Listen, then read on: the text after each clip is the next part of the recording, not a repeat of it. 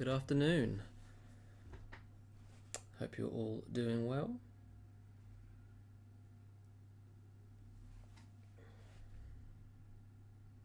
As I was mentioning in my previous live stream from a couple of days ago, we are going to be assembling one of the 7750 chronographs. What you can see right now is actually one of the chronographs we stripped down. So 1 out of 3 are assembled. This one isn't quite complete. I'll let some people get into the stream before we go into too much detail.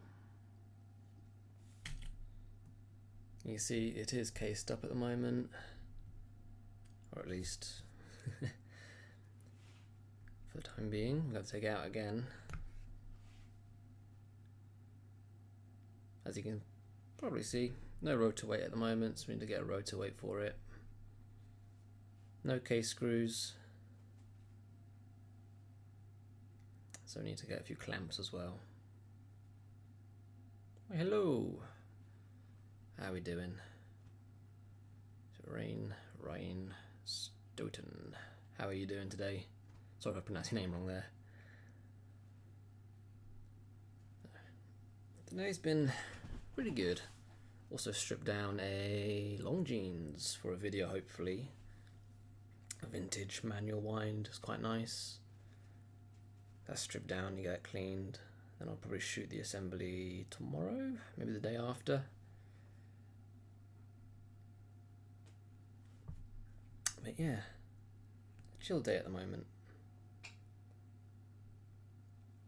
So as I was mentioning, we are missing a few bits on this particular chronograph.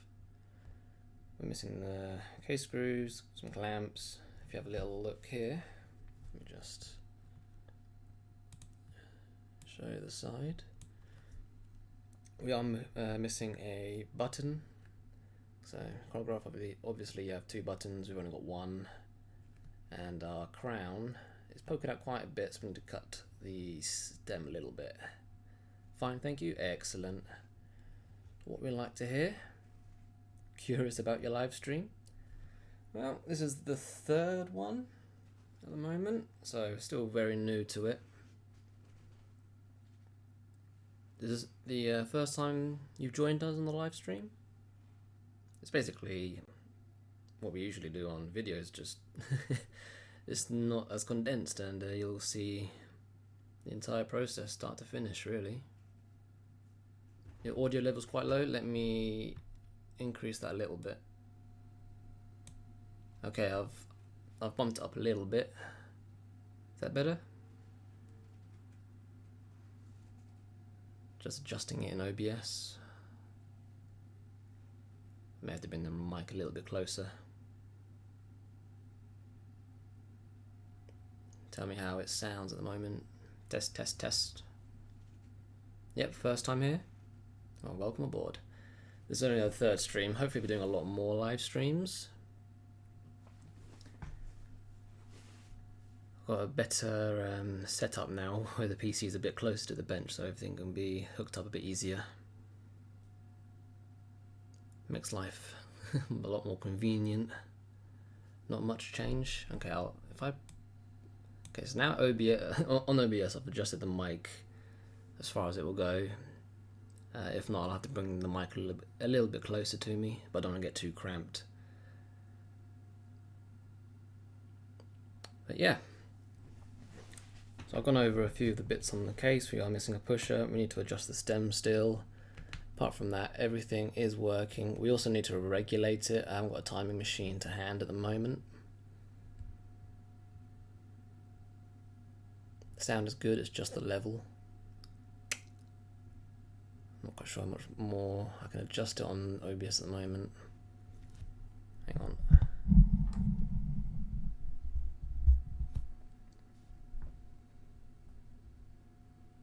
Sorry, maybe I'm just talking a bit quietly at the moment.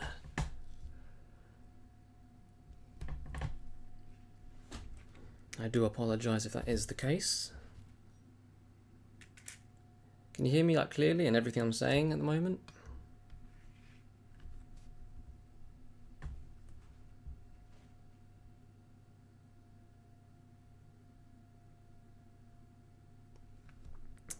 But yeah.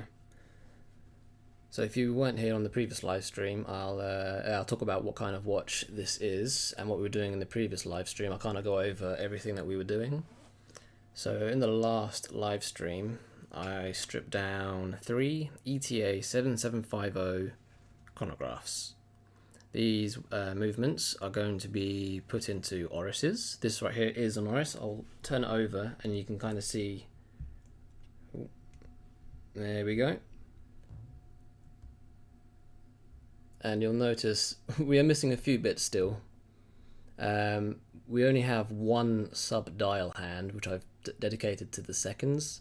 We still need a minute recorder and the hour recorder.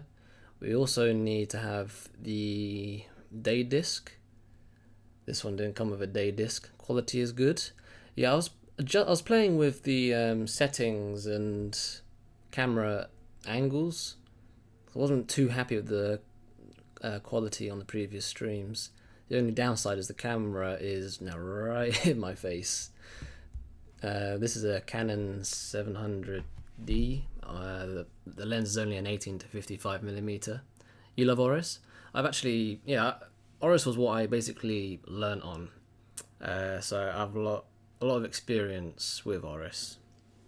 So lots of experience with the ETA and Salita movements.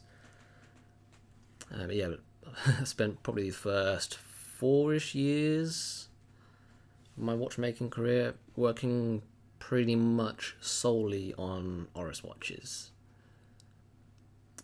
So yeah, plenty of experience with them. So we're making up 3 of them, all of them chronographs. Yeah, this one is basically as far complete as I can get it for the time being. I've used everything that I had provided.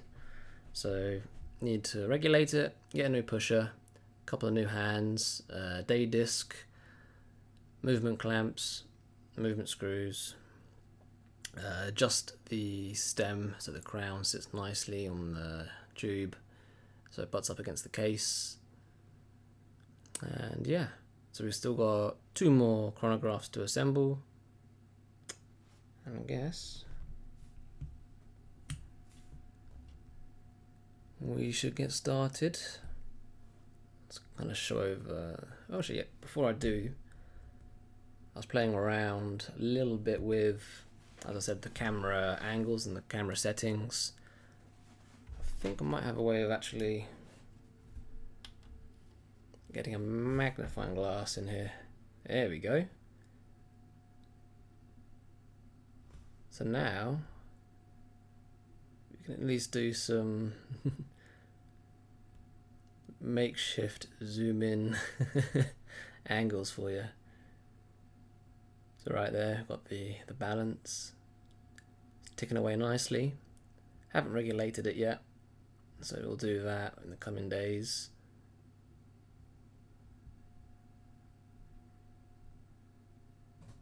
But everything went pretty smoothly. I've never worked on a chronograph. I'm only working on watches for about a year, so a bit scared of them. I don't blame you. I was quite nervous when I first started as well. So when I was first starting, I was doing the 2824s, just a standard automatic. Doing those for a little bit, as well as the 2892s. I can't remember the latest references, but I've done those as well. And then got trained up on chronographs. They're not too bad, to be honest. They're not too bad. If you haven't worked on one, well, you're gonna see the assembly of one just like this one. Hopefully we'll get it all completed today. I mean, if not, then maybe I'll do another stream tomorrow if I need to finish it off. I'll likely only do the movement, and I'll just do the. I don't think I've got a dial for this one. I've got a case, bracelet, bezel, and everything, but I haven't got dial in hands, which kind of sucks. But we'll get it as far as we can with the assembly. Right. Let me get me finger cots, and we'll make a start. First thing I'm going to do is actually wind up the mainspring. I shoot watches. Hello, how we doing? Looking forward to this one. Yeah, we're about to get started. I was just showing this movement. This is one of the ones that we stripped down, so I kind of went over it.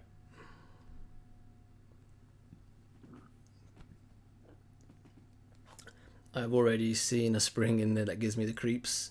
Which one's that? One that usually comes to mind for me would be either this little guy, got a little spring here, got a nice big spring up here. Those are the two main ones I can think of straight up. And then obviously I guess it's a click spring. Which one is it?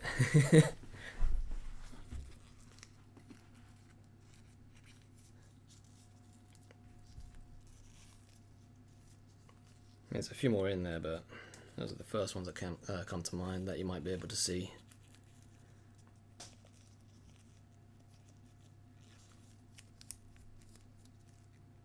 So we'll probably be live for a few hours. We'll see how far we get.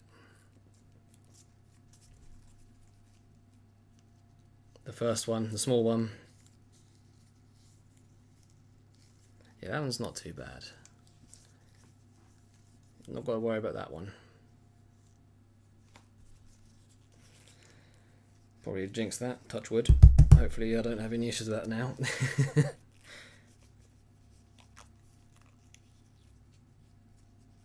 No, that one's alright. Yeah, hope you're all doing well. It's a lot cooler here now in the UK, so it's a lot more comfortable to do this. We're also having a lot of internet issues yesterday, so I decided just to hold off until today. It's going to be an interesting one. I've adjusted the camera position because I think we're getting better quality imagery from this angle.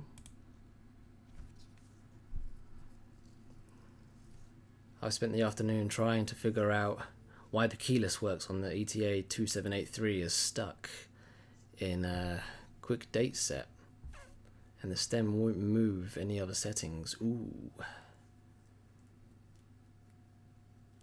First thing that'll come to mind is just making sure everything is greased correctly. If there's metal on metal contact, make sure you've got a little bit of grease there. Make sure everything is sliding nicely. Is the stem seized? I'm not sure if... Hang on. Are you stripping it down at the moment? Is the stem locked, or is it... You can turn it but you can't pull it out or push it in? If you're assembling it and it's not working, then probably be a greasing issue.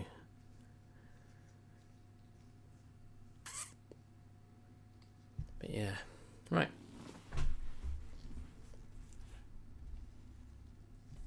I've got an assortment of springs, and I'm not sure, I haven't got a replacement for that one. It's a very specific shape, so I'm not sure if you would have this one in particular. I'll show you it when we get around to it. In fact, I'm going to show you it now. Let me see if I can find it. Hang on, from my pot. Okay, I have found it. And let me see if I can actually show you it. Okay, I have it resting on my finger.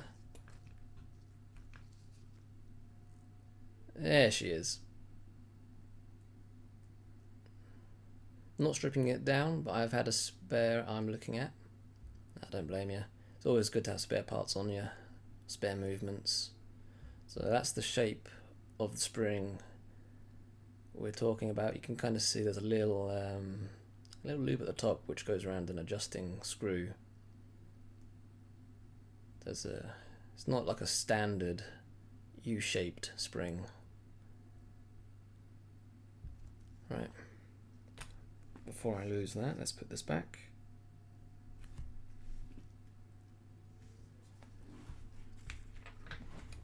It's going to be an interesting one.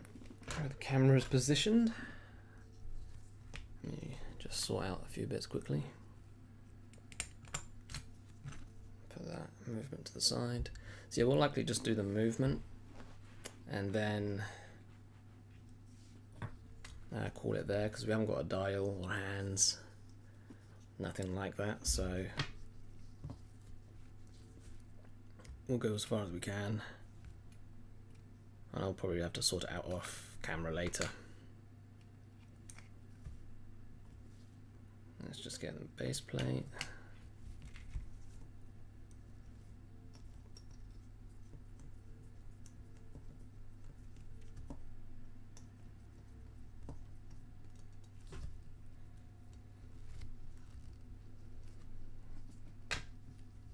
Zoom in a little bit.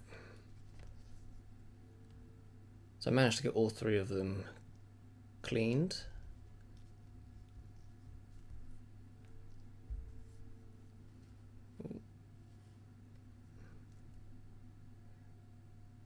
Okay, give me 1 second, I'll see if I can adjust the height of the camera.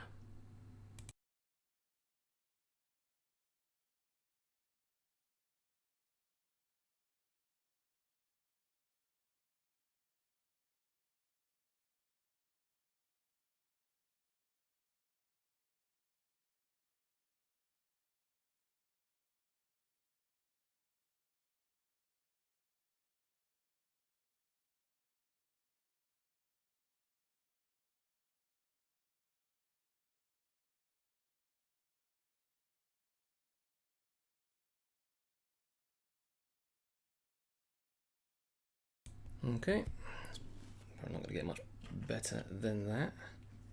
If I show you, let's see if I can show you the jewels a little bit.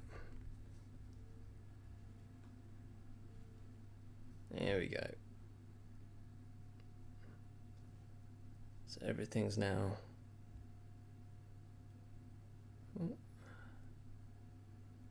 looking nice. And what we'll start by doing is removing this balance. We don't need this right now. We're obviously going to have to put the pallets in, but that'll come later. So let's get started. Sorry if my hands get in the way here. The camera is literally right in front of me.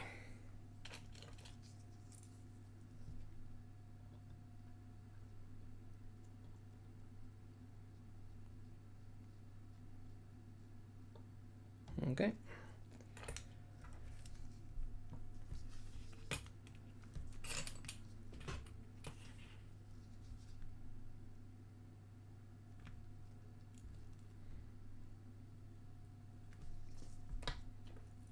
Just going to pry it off.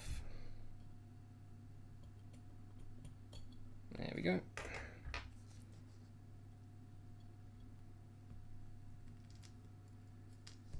So now we just have the plate.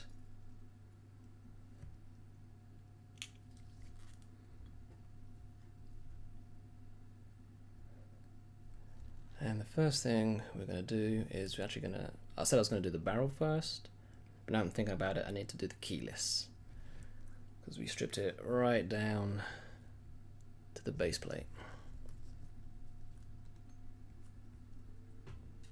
And this is why you wear finger cots, touching the movement, don't want to have any fingerprints or leave any marks behind.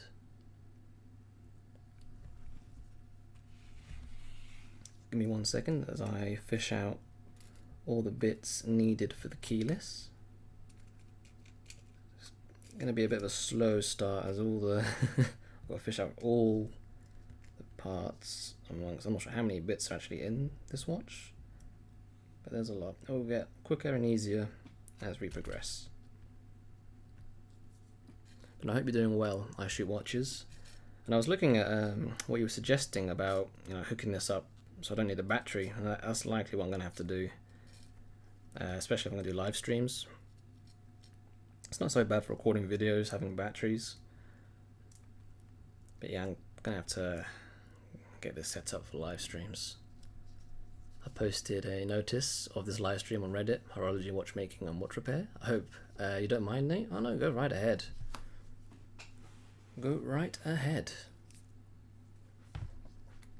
Reddit's one of those platforms that I don't use too much, to be honest.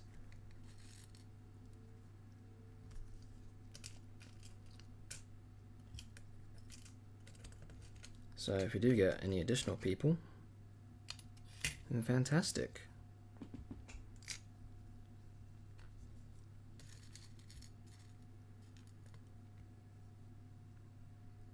You can see in the top right, just getting all the little pieces ready. Just kind of fishing them out a little bit by bit.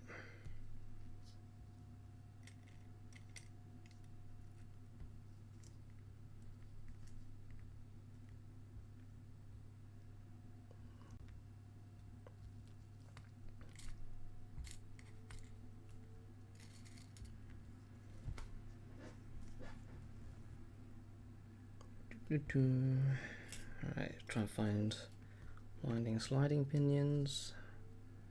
There's the sliding, where's the winding? There she is. Beautiful. Where on this beautiful planet are you, Nate? I am from the UK. The United Kingdom. So, yep. It's currently, what, it's coming up to 20 to 7 here at the moment, so by the time I finish it'll be about 9, 10. Okay, I think that is at least most of the parts I'm going to need. Just need one screw. Try to be very careful not to hit the camera at the moment.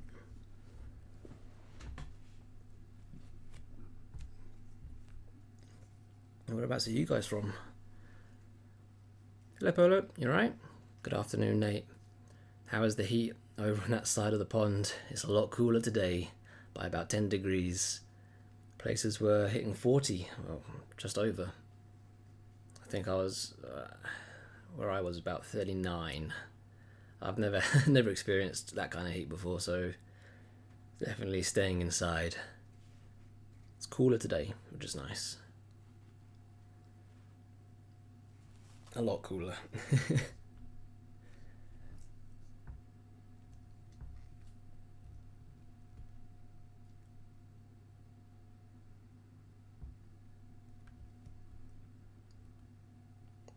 I'm just across the channel in the Netherlands. Hello. The Netherlands. Not too far at all.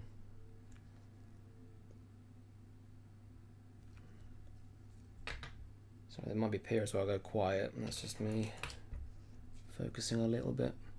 Again, sorry if my hands get in the way. Nope. It's a bit of an awkward angle.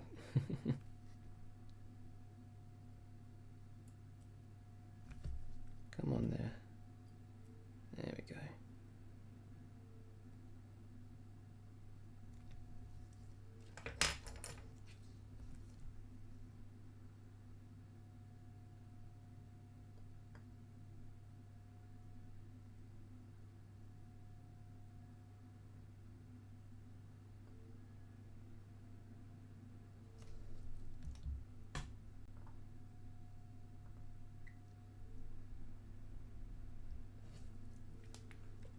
Sweet, okay, that screw is now in. Video quality is much better today. Yeah, so yesterday I was playing around with, OBS settings, camera positions. As I mentioned, this camera is a 700D. The lens is an 18 to 55 millimeter. So it definitely looks a lot better once the camera is zoomed in and real close. But the only downside is it's right in front of me, so I need to get like a stronger lens so that I can get this kind of quality and have the camera sitting a bit further back. Absolutely love this sort of stuff, don't we all? That's why we're all here. It became a lot further away since Brexit. Well, you're not wrong. You're not wrong.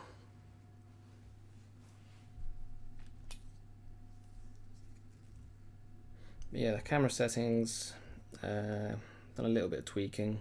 I think it does look a lot better now. Right, so first part's in. What I'm going to try and do now is fit the yoke, which is right here. And this will sit on this post here.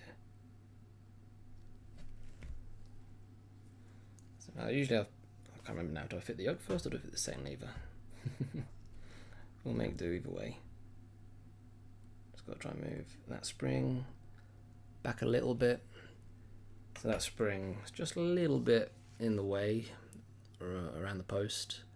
So we'll just push it back with our screwdriver to allow the yoke to sit down.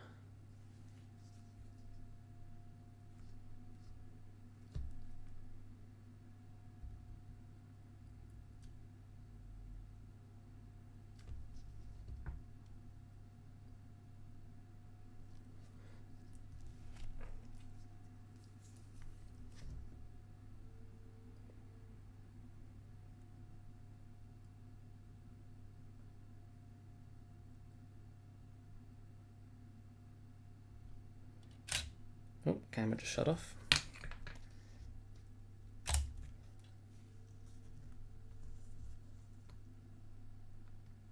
Okay, I'm going to have to move this onto the other platform.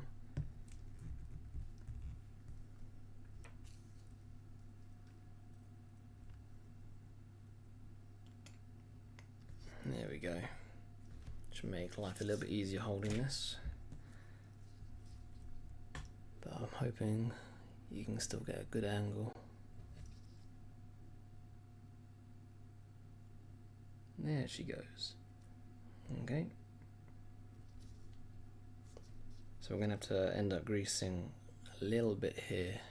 So anywhere where there's metal on metal, you're going to want to grease really.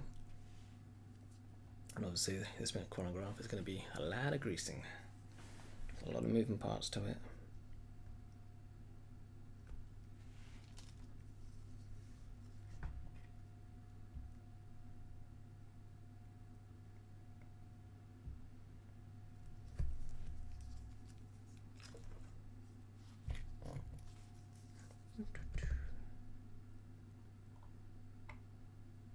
And again, just going to move the spring back a little bit. It's a little bit in the way, but nothing major. I wasn't sure if there's like a little hair there, but it looks like there's a tiny scratch. Let's see if I can zoom in on it. There's like a tiny little mark there. Not much we can do about that, sadly. It won't affect the performance of the watch. That's a nice movement holder. Where do you get it? I'm currently borrowing it. It's not mine, sadly, but it's a very nice movement holder. We've got two actually. So we've got this one, and we have this one. So this one, obviously, for when you're wanting to set the hands, you have little supports underneath for the jewels. And obviously, you get little pushers, so you can test the chronograph functions. And that's a very nice movement. Sadly, not mine. I'm just currently using them. I'm not sure where you can get them. I have had a look to see if I can find some movement holders for myself, and I think in London there's a company called Walsh's, and they have a 7750 movement holder, not quite like this, but maybe somewhat similar. Okay.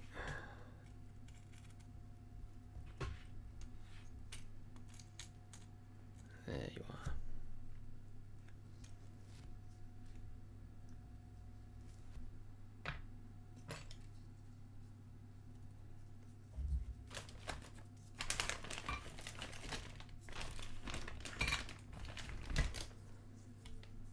Right, let's do a little bit of greasing. Try not to get my eyeglass in the way. Oh, let's get a smaller one.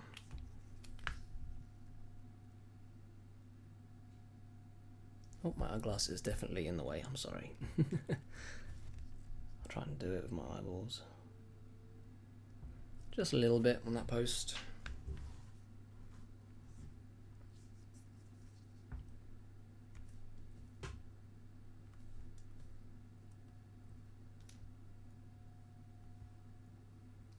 And let me get...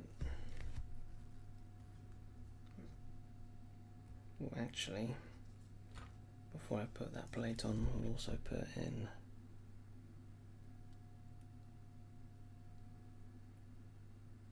this wheel.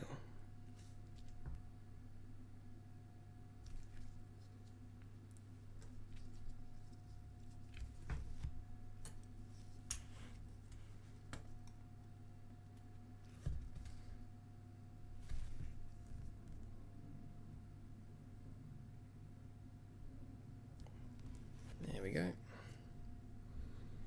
I've been thinking about getting a self-assembly watch with kit for my brother and assemble it for him as a Christmas present. What would you recommend? A self-assembly watch with kit. So you're referring to like buying a buying a watch to assemble yourself? With like I know that you can get kits for assembling your own watch, or it'll have like some of the basic tools. It'll have all the parts you need. Is that the sort of thing that you're referring to? Walsh HS and Sons Limited. That sounds about right. Yeah, that sounds like the one. So I believe that they have a 7750 movement holder, which I'm thinking about getting. But for the time being, I'm just gonna use this one, which I am borrowing. Ooh. So as I mentioned, okay, I'm gonna get in front of the camera. Sorry, so just hold up.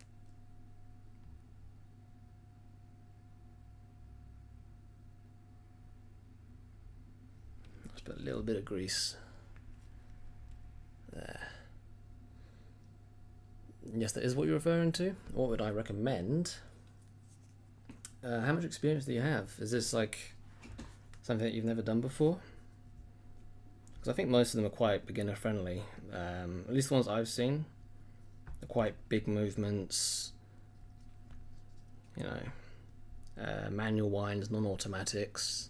So you haven't got to worry about anything like that. Sadly, I don't know of any specific kits I can recommend. Give me 1 second. I've got to remember. I think I know the ETA reference. Is it this one? No, okay, well, my mind's not in the game for that. But no, sadly, I don't know of any actual kits. But ETA have a large manual wind movement, which is quite easy to work on. I can't remember the reference for it though. Someone in chat might be able to help. Yep, I am a total beginner. Thankfully, they are quite beginner friendly, I would say. They're not going to throw you in the deep end with anything, too drastic.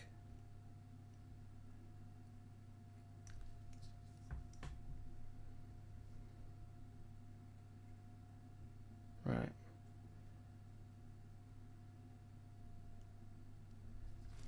Okay, there's that plate somewhat in position. It's got a hold of just a few seconds. Let me find the 2 screws that hold that down.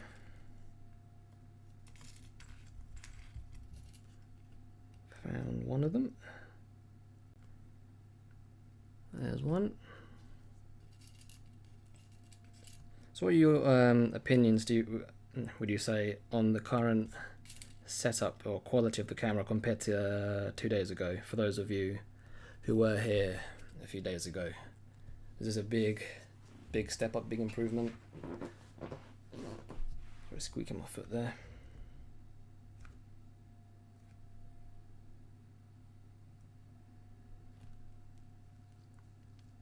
I think it's a lot better than a few days ago.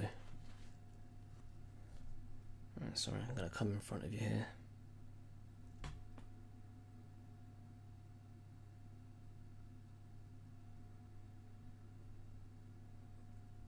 As much as I would love to keep my hand out of the way and try and keep it in frame of the camera, it's just so awkward otherwise. Oh. There we go. And I risk slipping or not getting it in correctly if I have to go in at an angle.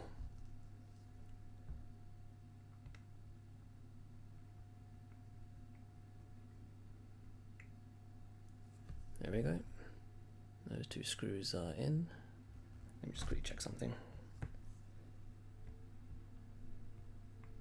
I'll check the tightness a little bit, and my hand will hit the camera if I try it otherwise. Okay. There we go. So those 2 screws are now tight. The keyless is now pretty much assembled. Do you find this kind of work relaxing or stressful? I can see it going either way. It very much depends on what it is I'm working on. Thankfully, the 7750s I don't mind. If you were to give me like a vintage Seiko, I've probably got, oh god, this is going to be fun. But no, this watch in particular will be fine.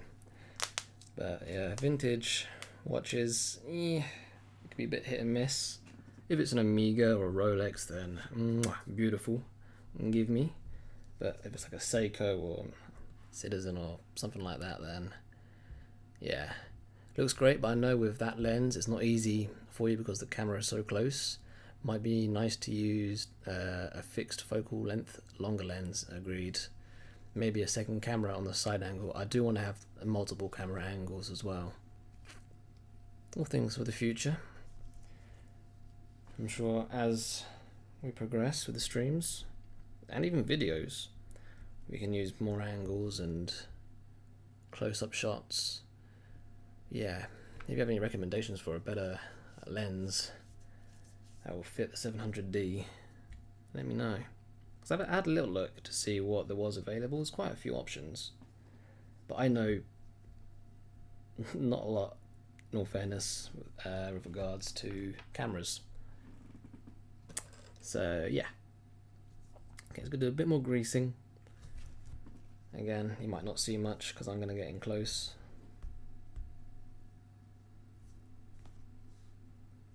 Yeah, there we go.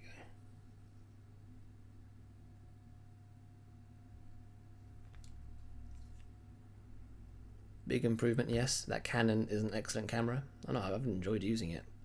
All you'd need is the right lens. Agreed, yep. And proper mounting, so that the camera is out of your way. So at the moment it's just got like a stand, it's clamped to the end of my desk, and then it's, the stand itself isn't in the way, it's just the positioning of the camera.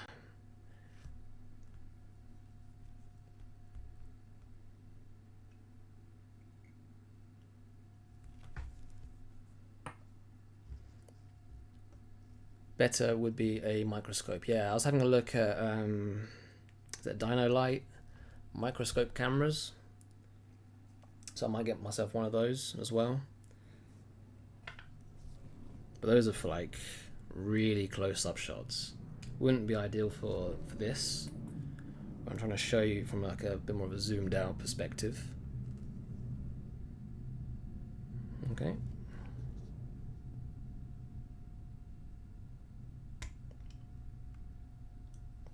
That's the keyless. Good to go. I hope I don't forget anything. Don't want to get distracted and forget something, but if I do, well, we'll address it as and when we get there.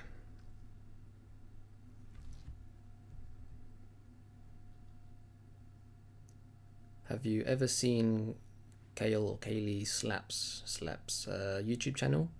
Chronoglide gives you an idea on what you could achieve. No, I haven't. I will take a note, and I will have to check them out after the stream. Thank you very much. But no, there are a lot of different setup possibilities that we could use. Okay, okay, I'm going to pull you aside a little bit so I can push. I'll tell you what I've just done. What I've just done is I've just wedged my tweezers in this little gap, and I've pushed the setting lever back so that the yoke comes into this position. It makes it easier putting the winding and sliding pinions on. Otherwise you can have a bit of a fight trying to seat the sliding pinion on that yoke. So I've just pushed it back, pulled it basically out into handset. Okay, we haven't got a very long stem. This is going to be fun. Right, I'm going to adjust this a little bit. Yes, I also watch Kale, and he's got a great live stream setup. I'll have to have a look. Does he stream here on YouTube, or is he on Twitch?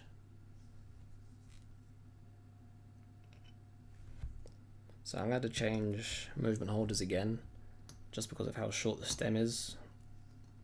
It's not really going to work with that movement holder.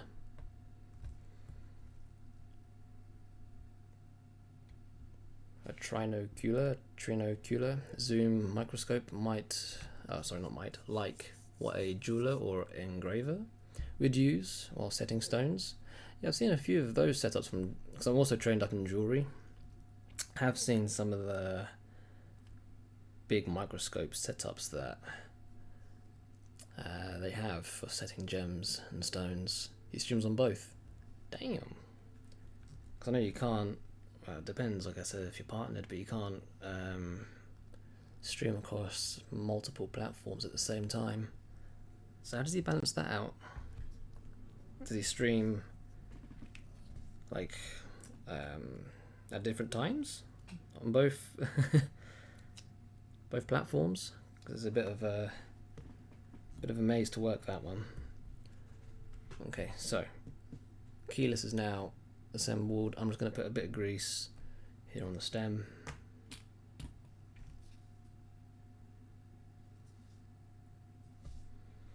He is a Dutch watchmaker. Every Tuesday, 8:30 local time, he does a live stream on YouTube, Twitch, and Facebook.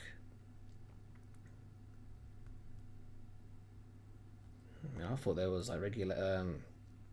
Twitch are quite picky on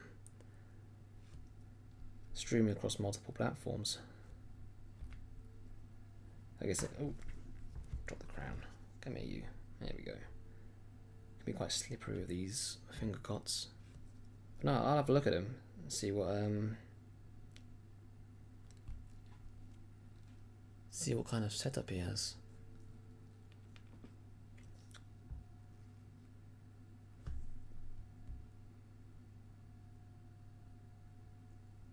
Okay, we're just putting on winding and sliding. I just find it sometimes easier. Otherwise you're trying to dangle these wheels into place and it's not fun. Alright, so now I'll just, there we go, I felt that drop in. I think that's all lined up, and all we have to do now is push setting lever down. Okay, I think we're in. I think we're good. Yep, we're good. OBS will stream to multiple platforms. I imagine it would and could, but I thought there were like rules and terms of service with how Twitch operate. It's against the rules from Twitch to stream simultaneously, but he's got away with it so far. Ooh, that's what I'm referring to, streaming across them simultaneously. Twitch are a little bit, how do one put it? They don't want that, especially if he's a Twitch partner.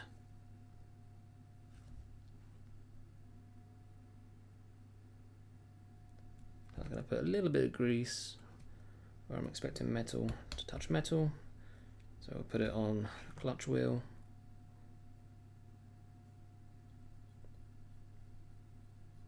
A little bit of grease. And there we go, as you can see, pulls out nicely.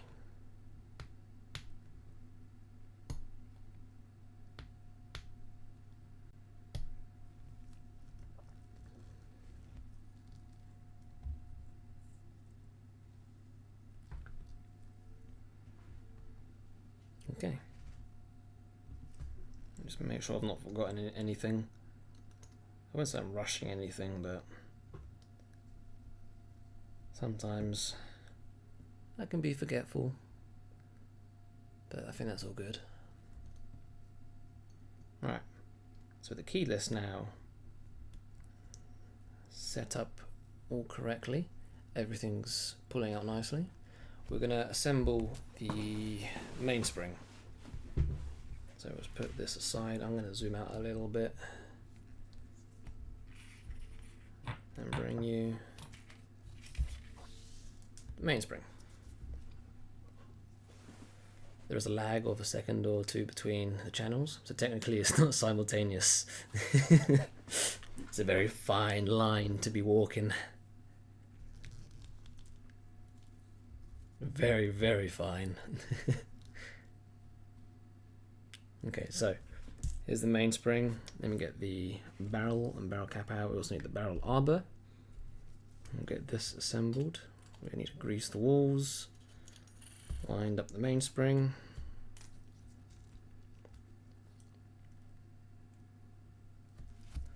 And this also I have borrowed. This is a little kit of mainspring winders. I've already got it somewhat set up because I used it yesterday to assemble up the other chronograph. So we've got that, we've got the winder, and we've got the mainspring.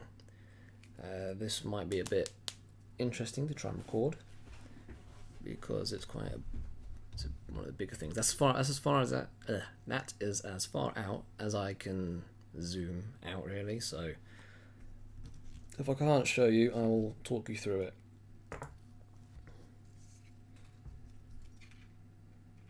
So let me see if I can actually show you.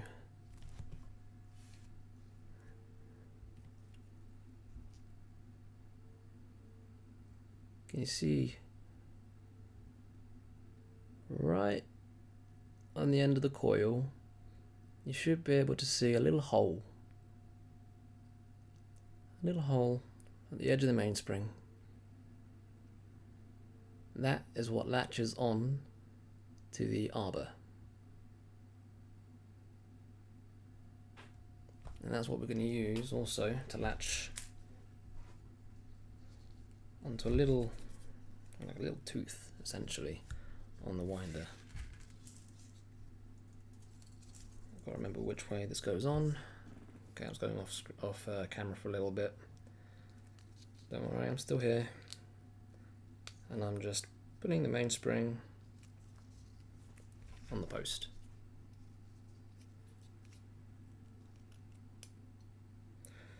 And let's hope I've not put this on the wrong way. I'm pretty sure this is all good. Yeah, this is right. Okay. So I've just put the mainspring where that little hole was. There's a little post at the bottom here of this post, and I've lined them up, put them on. Now I will put it into this winder. You might be able to see on the winder there's like a little slot just there. So we'll close it and then we'll wind. Okay, I'm gonna have to do this over here. And this will bring it down to the side so we can put it into the barrel. But yeah, I was thinking, do I want to stream here on YouTube or should I stream on Twitch? Obviously Twitch probably being the bigger live stream platform, at least for the time being. I know that YouTube are maybe not pushing, but they have taken on a lot of big creators from Twitch.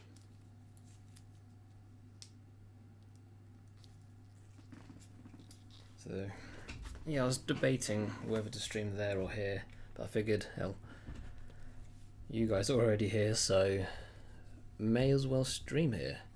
Okay, so it's now wound up. Mainspring is in here. I'm gonna use my screwdriver to get in there and unhatch or undo that mainspring.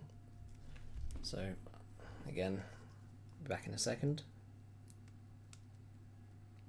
Otherwise all I'm going to do is pull this out, the spring's going to smack me in the face, which we don't want. Okay, that's now unhooked. I'll then take my tweezers, off it comes. And now we have our mainspring wound up.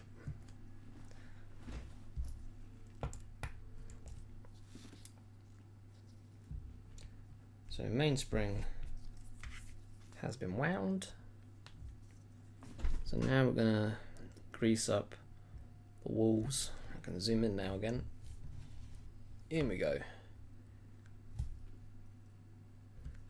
Tell us where you will be streaming and we will go there. That's nice to know. At the moment I have like no presence on Twitch, so I think for the time being it at least makes sense to be here. Probably just continue on here.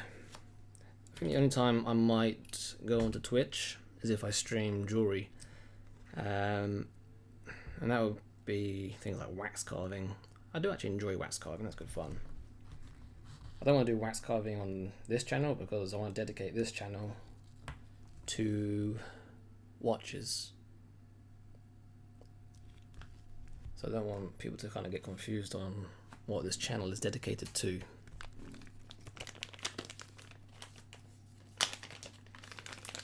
I've been sorting out things like memberships and super chats are all eligible for this channel. I'm trying to make sure everything's up and running. Okay, so just have to get my grease out. It's like a red grease.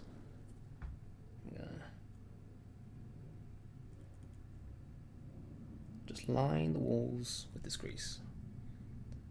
And being an automatic, obviously you don't want to wind it to the point where there's no more mainspring to wind, and then it will break. So this will just help the mainspring end slip. Oh, that's quite a big chunk of grease. Let's take that off.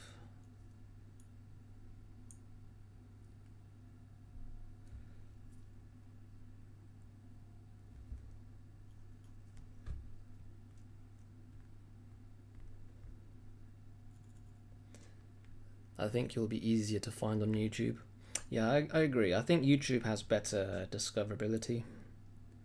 I mean, how this channel's already sitting at about, what, 30k subs, so there's already a base here. I think it'll be easier for others to find me here as well. Okay, so that's now the wall nicely greased up. What I'm now going to do is put some grease at the base of the barrel. So I'm going to put 4 little blobs. So we put one there, one there, one there. Come on, you. And one there. That's quite a big one there.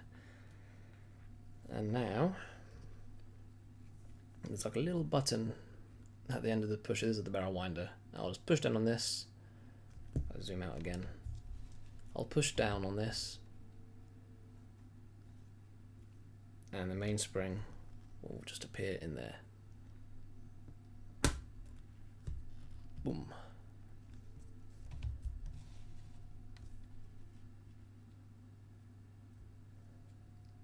Right.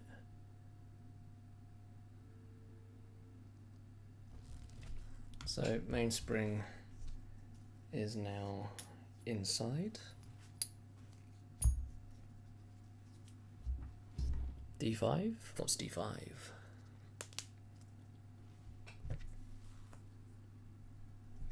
Okay, next we shall get,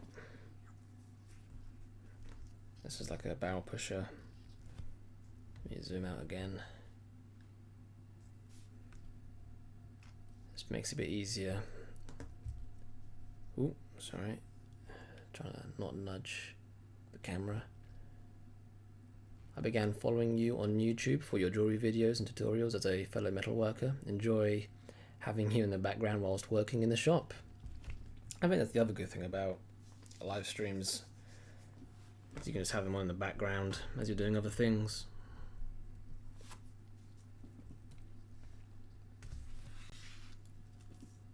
Okay, next I'm just getting out the arbor.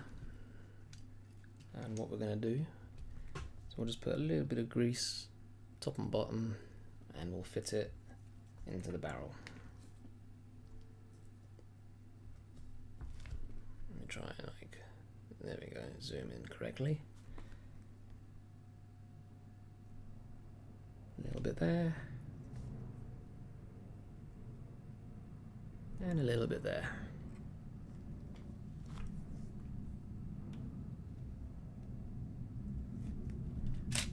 Oh, damn camera. Yeah, it does that sometimes. Okay, so now I'm just fitting the arbor. Got to try and latch the tooth onto that little hole, into that little hole. Push it down, and it's in. Just try. Oh, there it is. It wasn't quite in, but it is now. And we can move on to the barrel cap. Sorry, the lighting's a little bit off. Mobius D5 microgliss. I feel like I've just read 2 new words I've never heard before. Attempting my first chrono soon, 7751. So this is a great viewing. Yeah, so if this is if that's your first chrono, then this would be a good little like inside view into what to expect.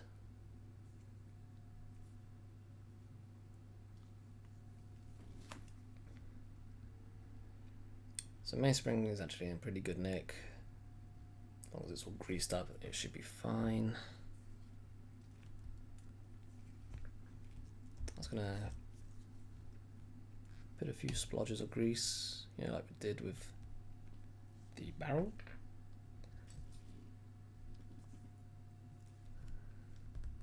We'll just go 1, 2, 3, 4. 4 little splodges. Try and get this lined up.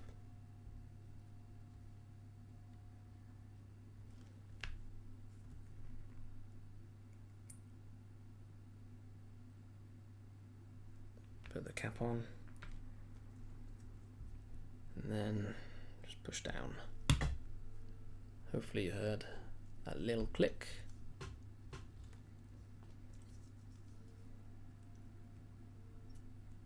Should be good. Fantastic. So barrel is now assembled. Mainspring and arbor are in, all greased up. I think it's pretty self-explanatory as to where it will go. In this big hole. So we'll just grease up where the pivots will go.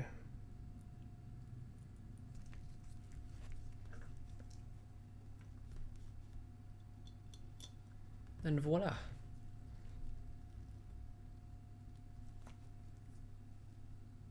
Now I'm going to get all of the train wheels, and we'll get the train wheels set up correctly, as well as fitting or placing the little stop piece that will sit here. And then we'll put the plate over,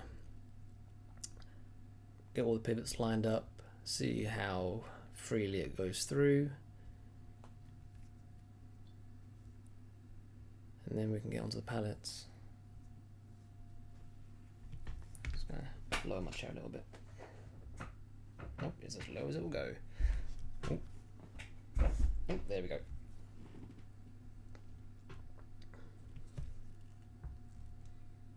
So I shoot watches. I read the email that you sent me a few days ago.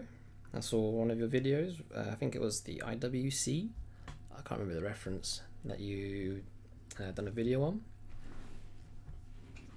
And one thing that I did see, I'm not sure if you still do it or if this was how long ago, this video was shot, but you put in the pallets first, which I thought was an interesting choice. Because usually I'll try and get the barrel and the train and gear train going, making sure everything moves quite freely, which is going to be hard to tell. It would be quite hard to tell with the pallets in place. Could you tell us what kind of grease or oil you tend to use? Okay, I'll show you the grease I've just used for the barrel arbor. Not barrel arbor, sorry. This is for the wall of the barrel. 8212-20. So this is like some thick red grease. And if you can bear with me just 1 second, I can find out. I had no idea what I was doing. That's all right. That's just like a little thing I did see. I was like, oh, that's an interesting approach. Okay, I got a little list of the things I use, or the greases I use. So for the escape wheel, it's 9010-2. For the gear train, it's 9104-2.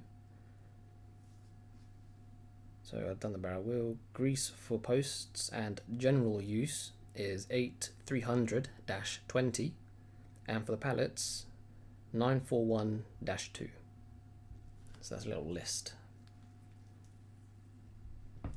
I have no training and had never disassembled a movement. Oh yeah, I got that. Just like a little pointer for when you want to do it again. So I know you said that you at the time didn't have any training, and I think that's why you sent me the video, because you were saying how with cutting and editing videos you can make it look a lot cleaner. So no, I totally understand where you're getting from, but that's one of the things I saw, just like a little pointer for when you want to do it again.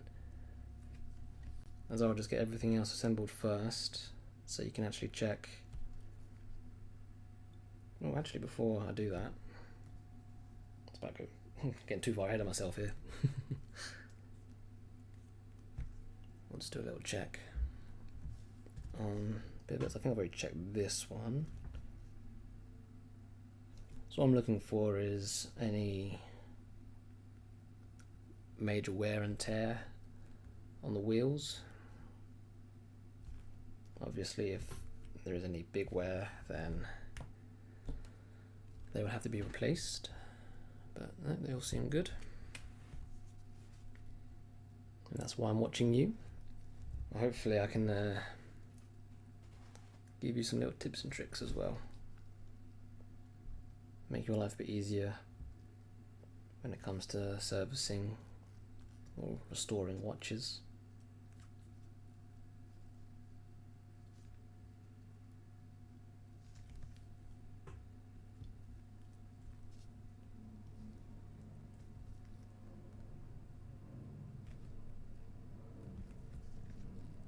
Okay,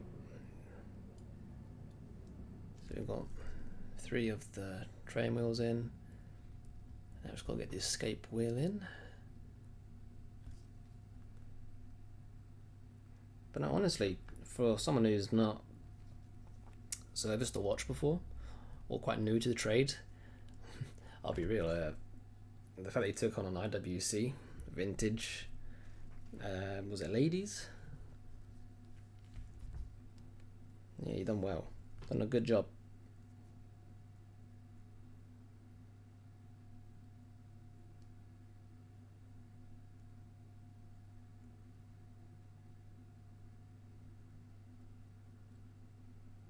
Oh, come on, you. In you get. There. Oh. There she goes.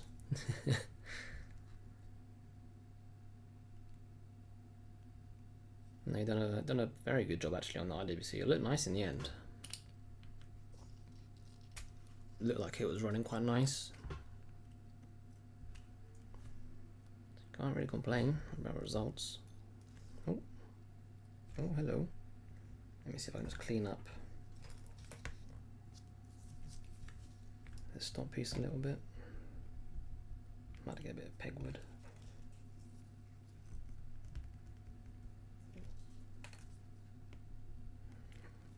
We'll see how it performs.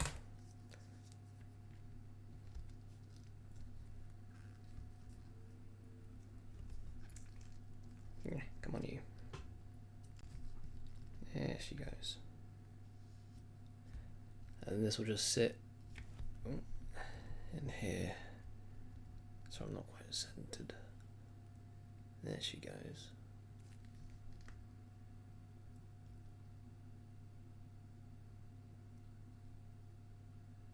Okay. So everything in position.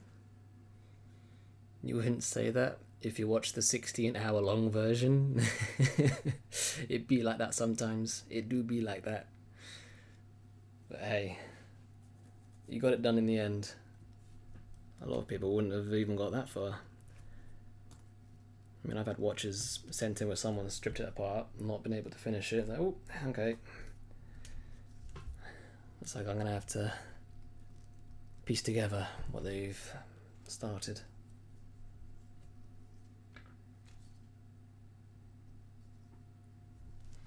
Okay, it's going to put a little bit of grease on this barrel arbor post.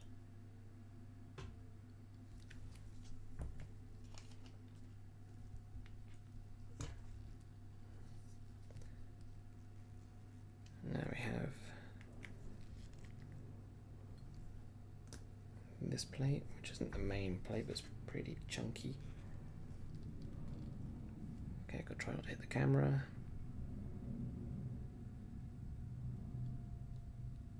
Try to line it all up.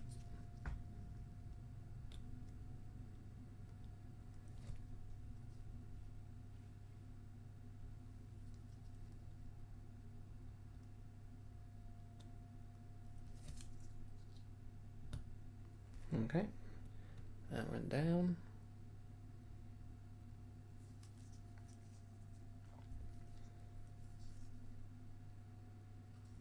Okay, this is where things are going to be a bit tricky. I'm very far away from this movement. It's going to be hard to get in there. Oh wait, no, looks like all the pivots actually lined up. Fancy that. It's nice when that happens. When everything just lines up perfectly. So I'm just going to make sure this is seated correctly.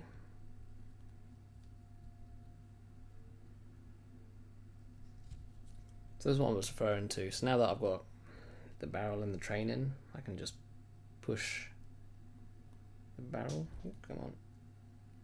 And you can see how freely the train moves.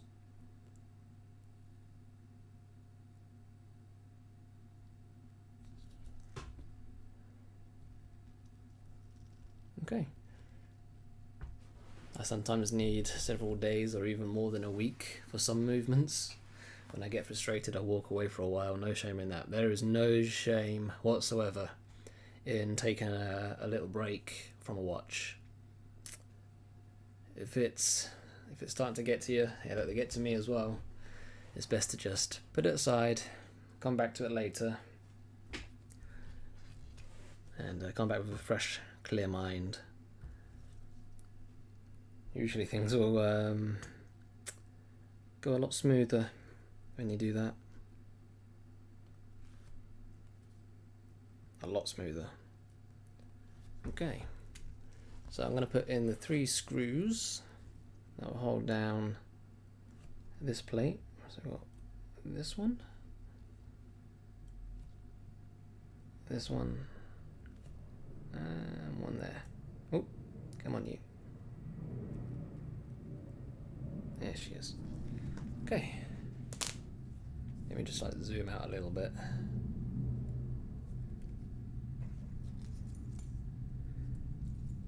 And I'm gonna get these screwed down.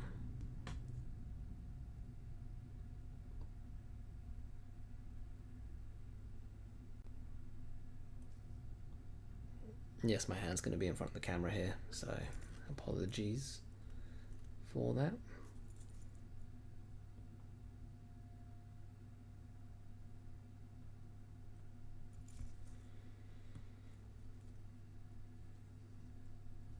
Okay,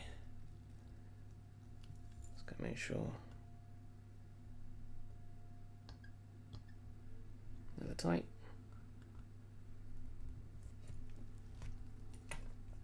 And that'll do.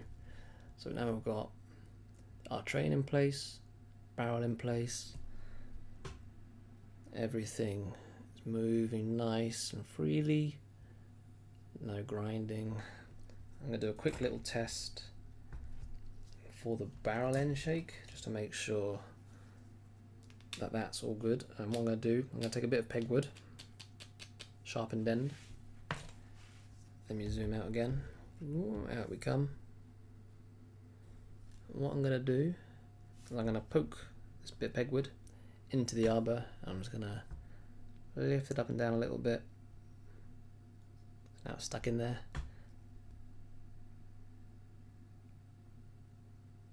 And there's a very, very fine amount of play, which is what you want.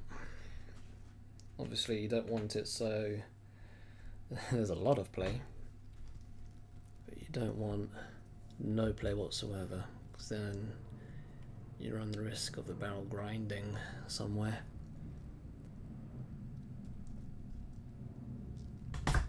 Which is not good. Okay, so the next thing I'm going to do is I'm going to fit the crown wheel, which will sit here, and the ratchet, which will sit here. So let me get those parts ready. So we've got crown wheel and the ratchet wheel. Now the 3 screws that are, hold these down are all interchangeable, I do believe.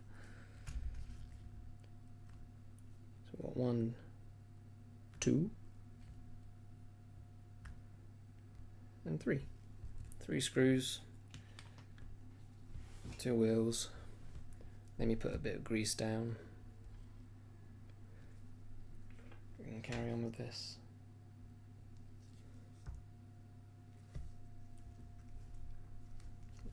Hang on. There's my eyeglass. There she is. So I'm just going to put a little bit of grease around here. And I'm also going to put a little bit just about there. Hello Rashid, how you doing? Hope you're doing well. Welcome to the stream.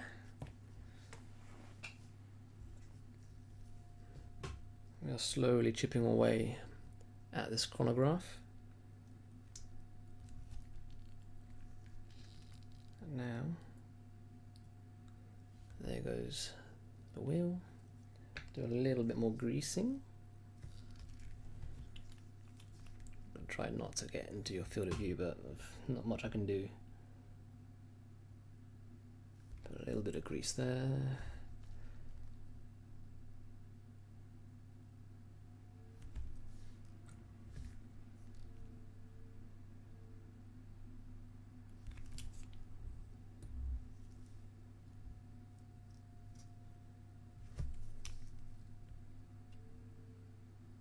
There we go. Okay.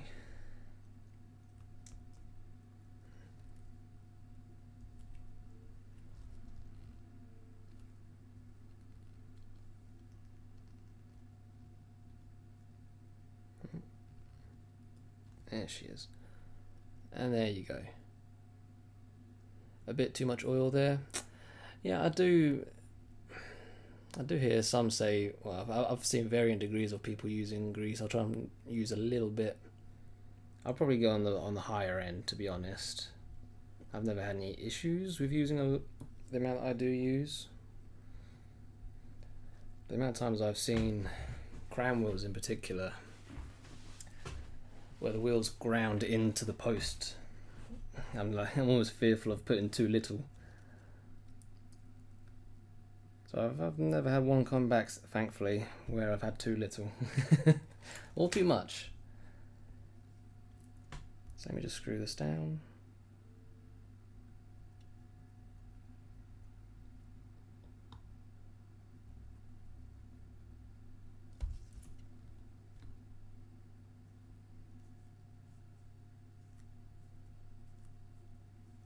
And everything going nicely. You could probably just get away with just doing one little bit of grease there, oil there. Second one maybe not necessary, but it's a habit of mine.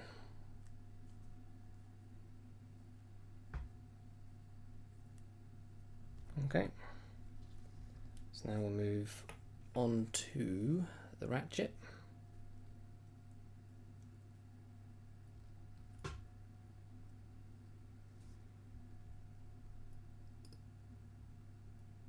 There we go. So that's now biting. You can hear it all turning. Lovely. Let's get the ratchet screw down.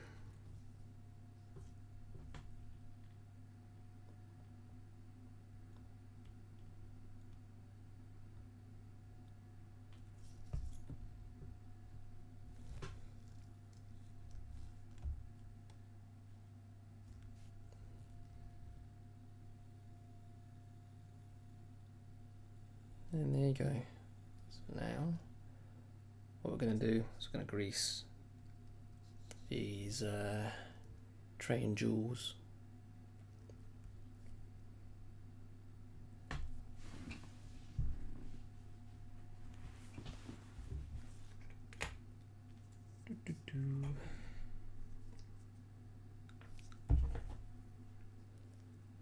So as I mentioned, for these three jewels, this one, and this one, those three, we're going to be using 9104-2. And then for this jewel, which is the escape wheel, we're going to use 9010-2.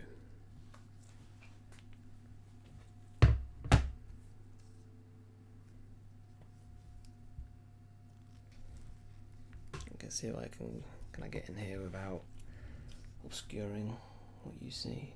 No, okay. Let me just do this and I'll show you after.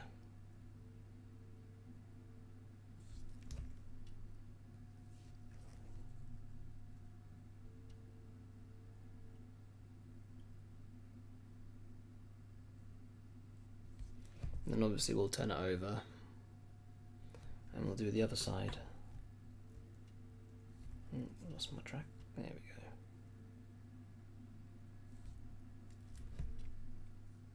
One of them didn't really get much oil. There we go.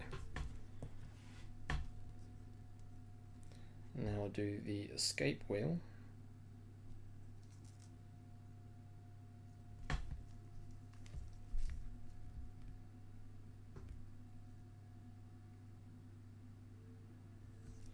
Okay, now I'm going to see if I can get an eyeglass over and maybe you guys can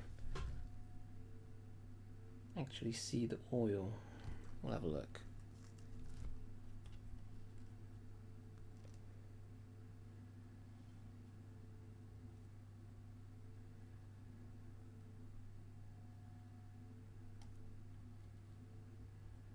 I think that's as much as I can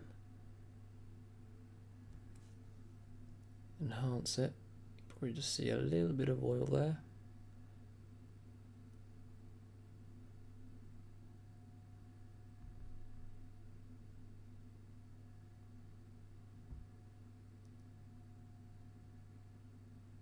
And this is where a microscope would be handy. So I can really show you those fine details, which can be hard to get on this camera at least. So let me just turn it over. I'll grease it all again. Let it run a little bit. Oh yeah, we've got a bit of kickback as well.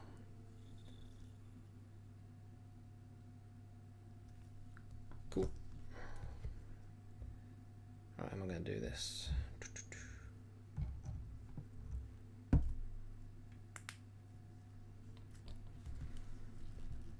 You can kind of see what I was saying. The stem's just a little bit too short here, so the crown's butting into the case holder, or the movement holder, sorry, not case holder.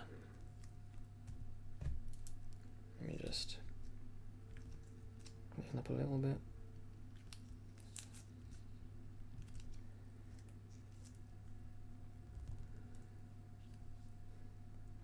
But yeah, so if I get a microscope camera, that'll make life a lot easier for close-up shots.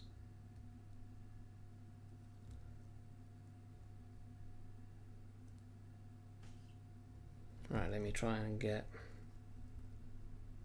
these bits done. Yeah, there's like a little bit of spillage just around there, so I'll just wipe that up, clean it up a little bit. Not the end of the world.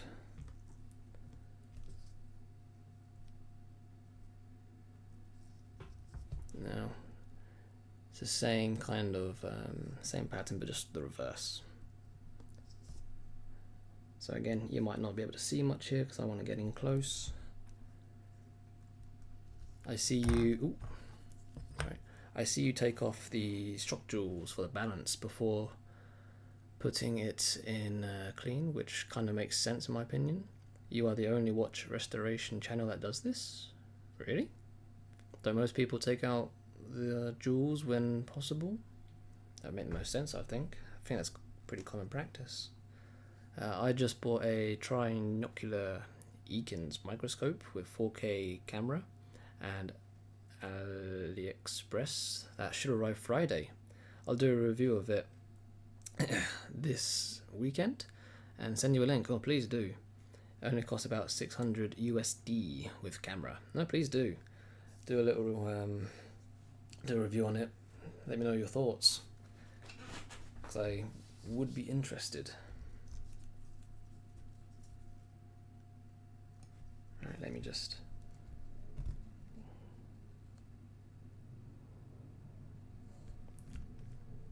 grease up these jewels.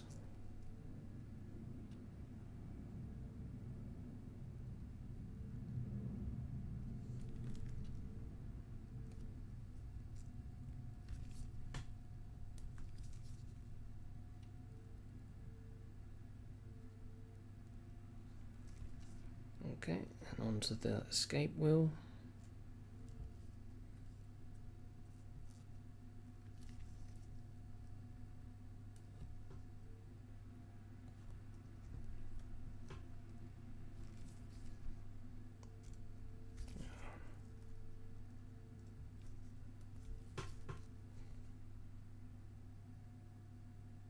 Okay, so that is now everything oiled up for the gear train. So let me put it back in there. Now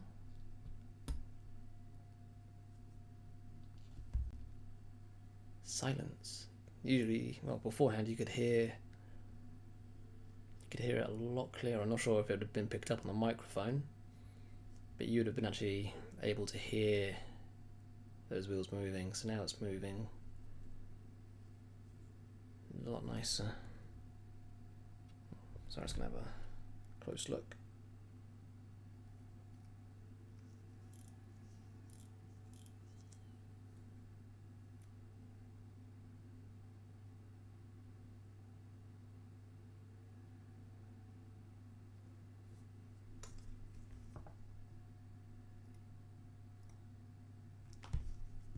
Okay.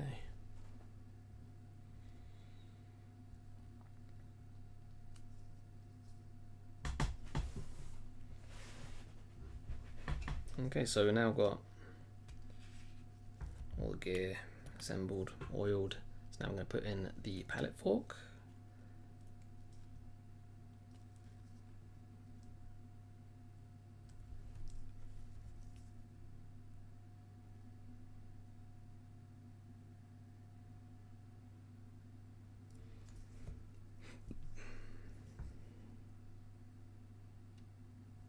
Okay, pallet fork is lined up.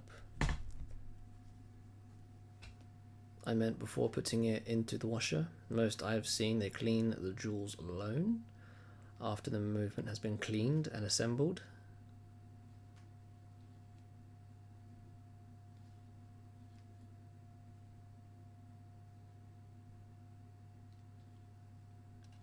Oh, camera, come on. Sorry about that.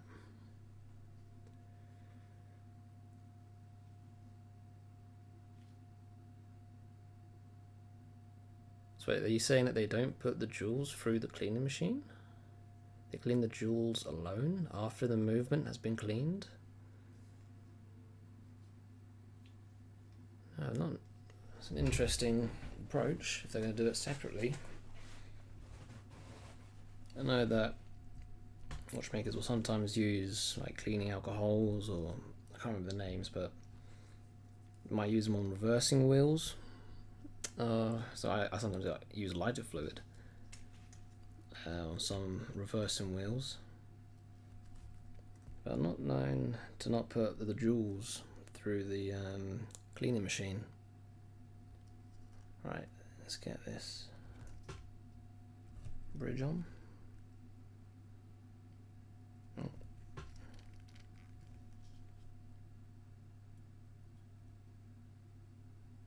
Such an awkward angle. There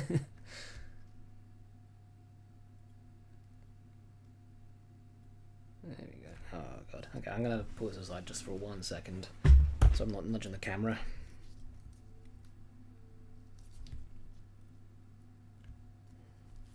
I'll bring it over once I've got it lined up properly.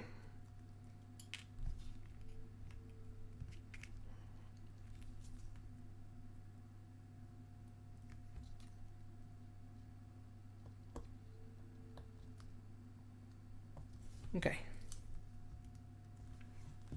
There we go.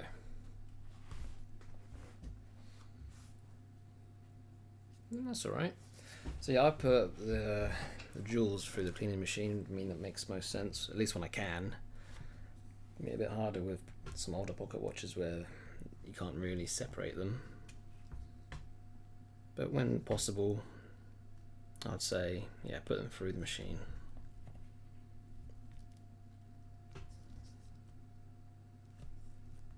Okay, I've now got the pallets lined up, got the bridge lined up. So we've got 2 screws.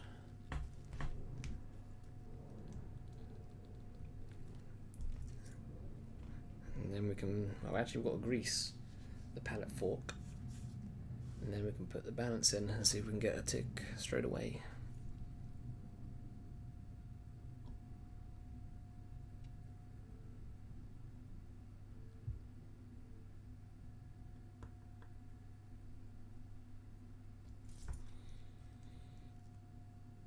Okay.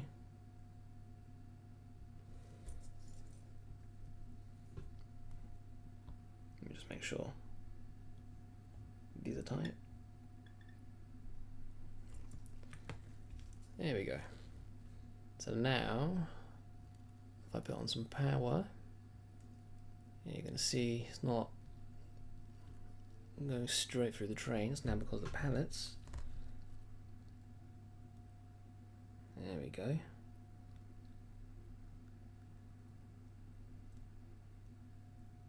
The pallets now regulate that.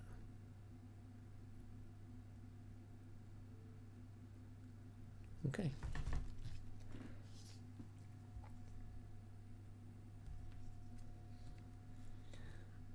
So what we're going to do now, let me just make sure everything's nice and clean. Everything looks all good.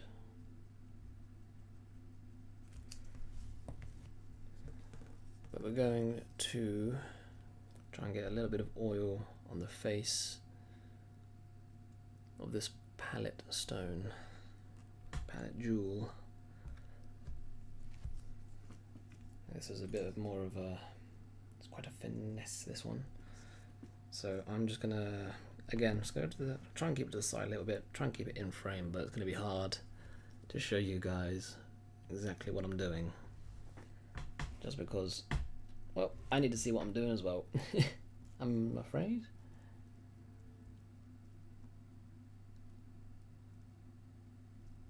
Okay, I didn't get a lot of oil on my oiler there, so let's try again.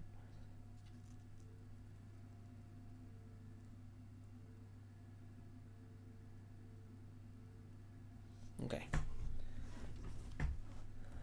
that's the first one. I'll probably do 3 or 4. We'll see just how much we have, and usually I'll just bring it up, look for the eyeglass, and just make sure the oil's actually going onto the teeth. Go around a few times. If I zoom out, I think I'll just zoom out a little bit. It's going to be hard to show you real close up.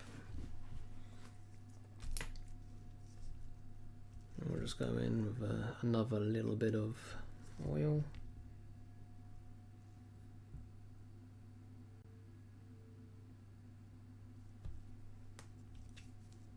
And then again.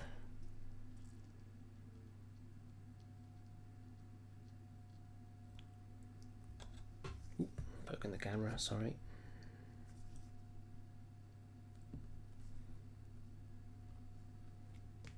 And then once we've greased the pallets and I'm happy with them, we'll put in the balance, and then we'll have to do the jewels.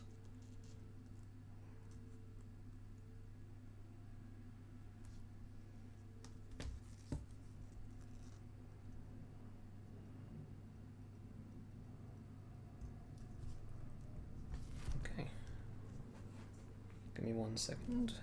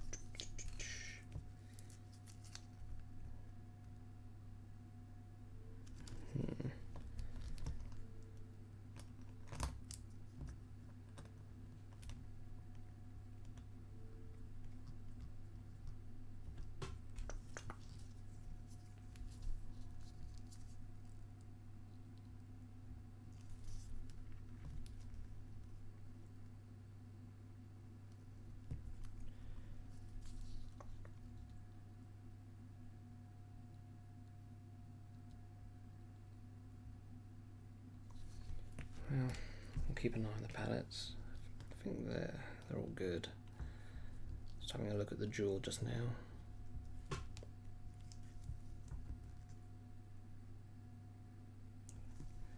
It's like a little mark on it. Doesn't look like it wants to come off.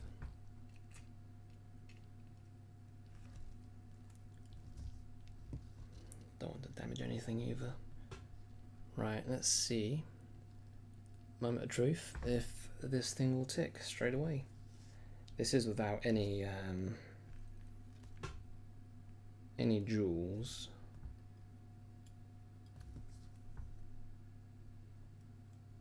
Oh, et voila.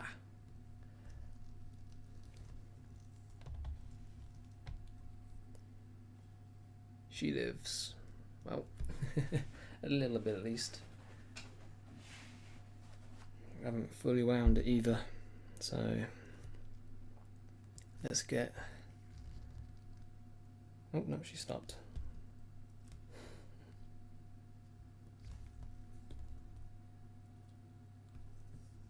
Okay, let's just get this screwed down.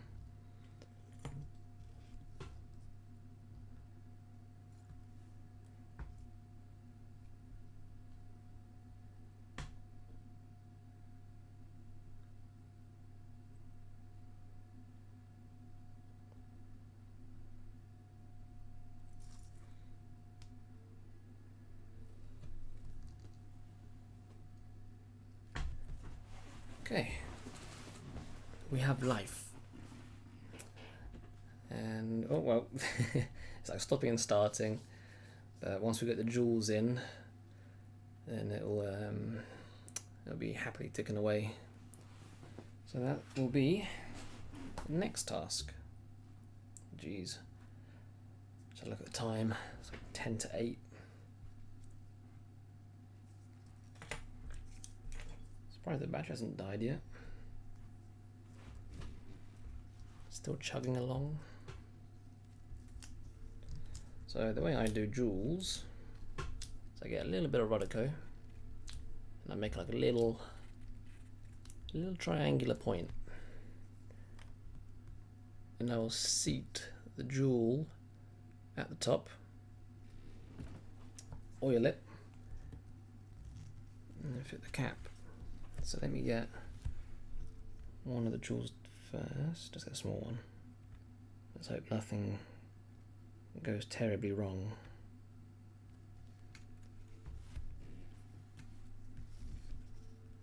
Ooh, it's going to be interesting.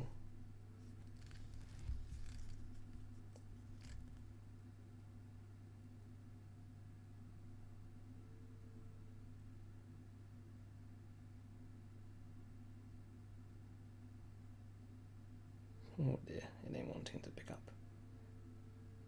There she goes. Ooh, it's on to sweat a little bit now.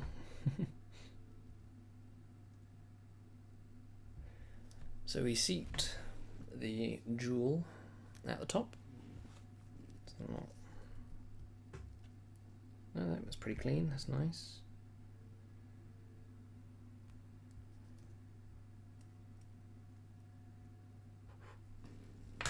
Whew.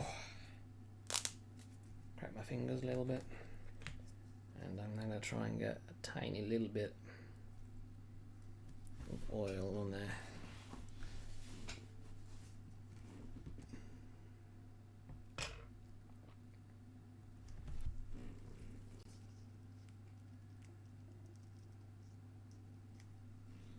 Okay. Yeah, you're not going to be able to see much because I really need to get in here close.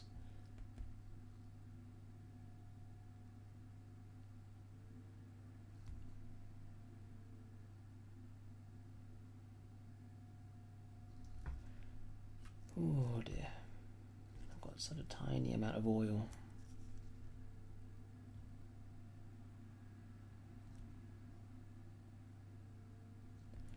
Let me try again.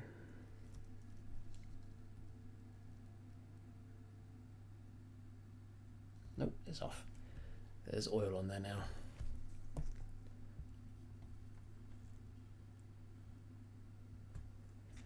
Okay.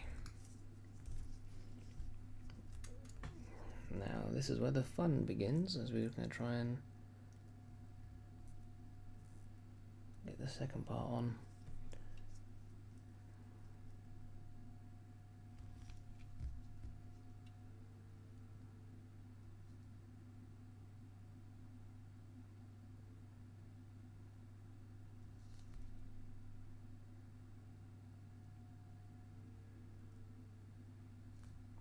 Okay, I think we're good.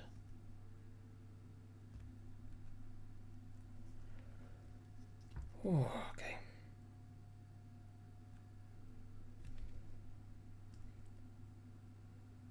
Let me try and show you what we're looking at. Damn. Okay, you can almost see just from this camera. You see that little dark circle in the middle of the jewel. That's a little bit of oil. Let me just like.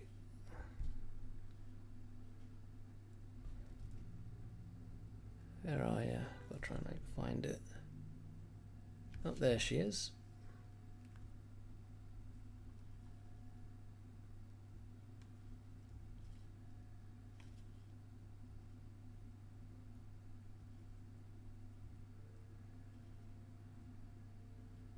There we go.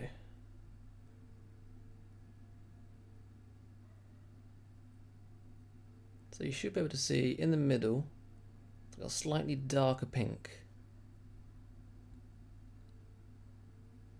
See, there's a small circle. That right there is the little dollop of oil that we put on the jewel. That's all we're after. Tiny little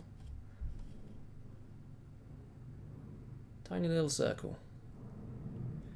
Whew, okay, one down, one to go. So this is the small one that goes on the base plate. The one for the balanced cock is actually a little bit bigger, so we don't have to sweat so much. Please don't ping out my tweezers. There we go. Always a little bit nerve-wracking. So that's one of the balance jewels done. Let me get the second one ready.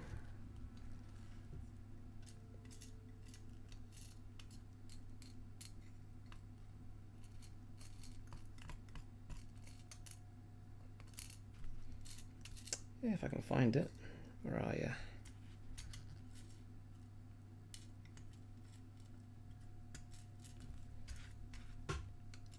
She's hiding from me.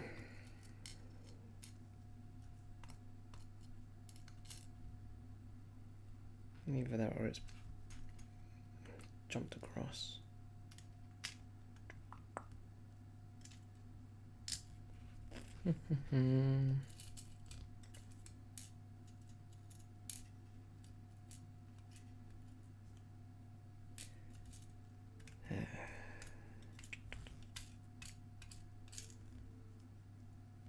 It may actually still be in the pot, the cleaning pot. That would suck. In fact, I've got 3 chronographs. I'm going to take a jewel from another one. Won't be the end of the world. But it looks like that may be the case.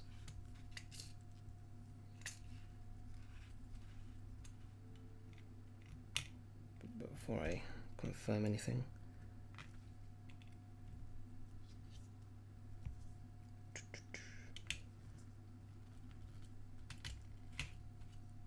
Okay, well, rather than spending the next 10 minutes searching for it in that part, I'm just going to get a second jewel. Be a bit quicker.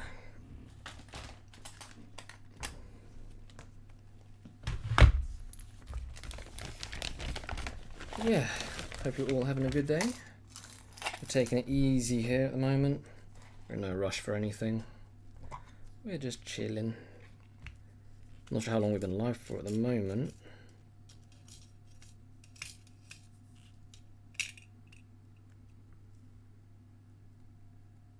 Okay, there's one part.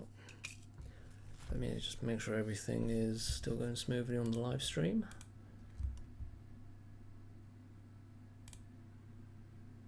Everything's good.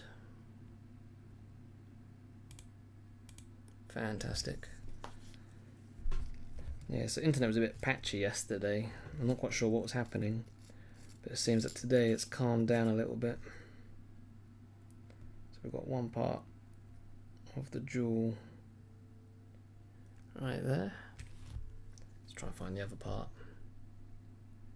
It's just so tiny. Could be anywhere.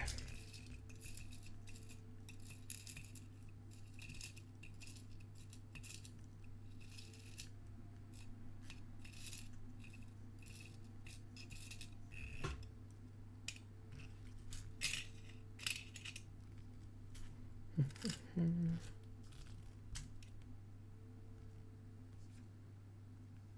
think that's a small jewel. Ah dear. It's the one part that can be a bit frustrating, just trying to find the parts that you're after.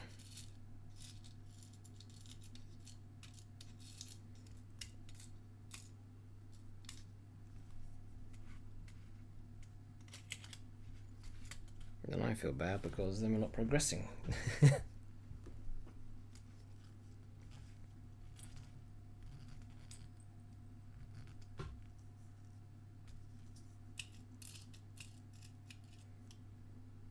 The likelihood is this jewel just got it stuck on another wheel.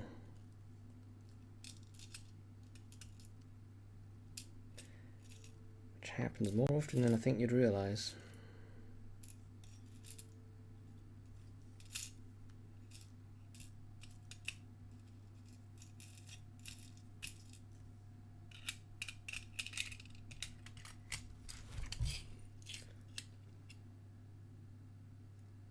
Oh wait, I think I might see it.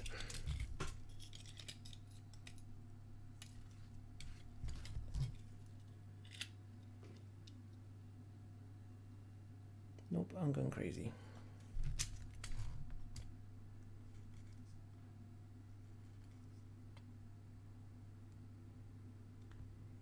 Okay, it is that one. Got it. Ah, dear. Jewel number 2. We'll just seat that up there.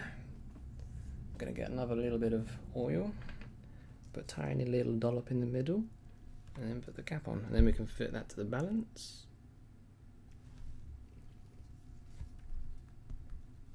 And it should tick quite nicely. That's actually a bit too much oil for my liking. Just want a little bit.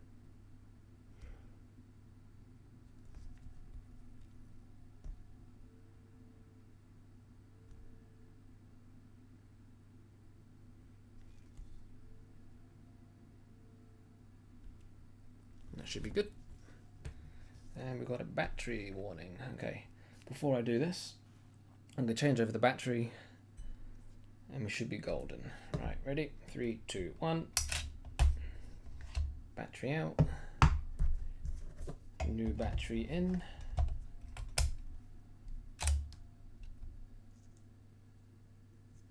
Oh, don't want that one.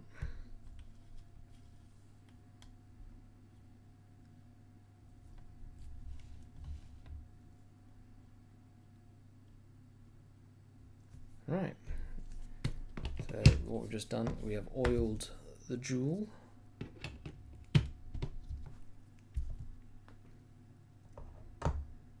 And now we'll put the second part on. Aldo, can't believe I missed the beginning of the live airing. Oh, don't worry, you're here now. We'll be here for a little bit longer.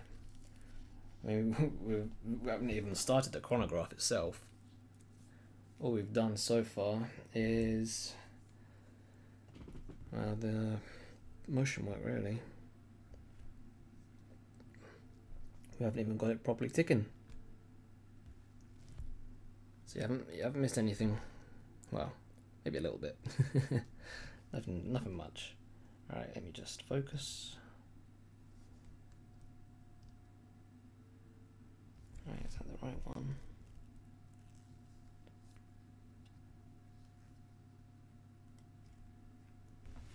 Oh dear.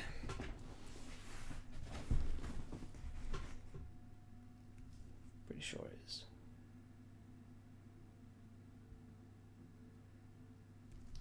Okay, I think that went nicely.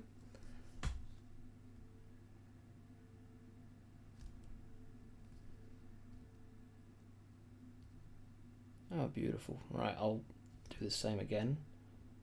I'll try and show you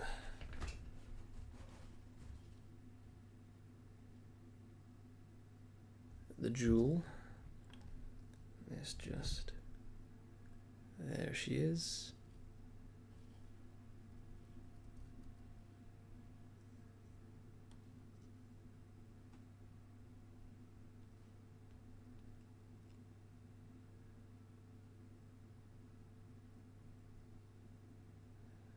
So you should be able to see, apart from the light. Okay, so changing the batteries has really messed this all up. There's a little pink circle in the middle, and that's the oil. So a little bit of oil. That's all we need. It feels like camera settings almost got reset on changing that battery. Something happened. Alright, so let's zoom out just a little bit. Let me move this jewel. Bring our movement into play. We'll start with the balance cock.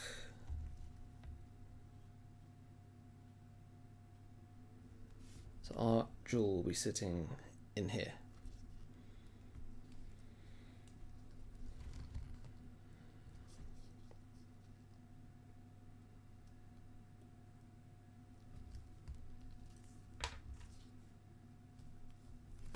So we'll just move the spring aside.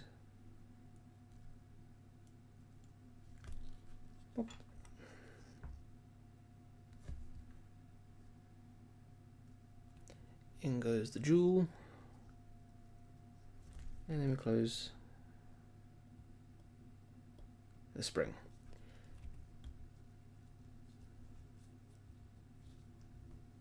Now time for the other side. It's going to change over the movement holder, sorry.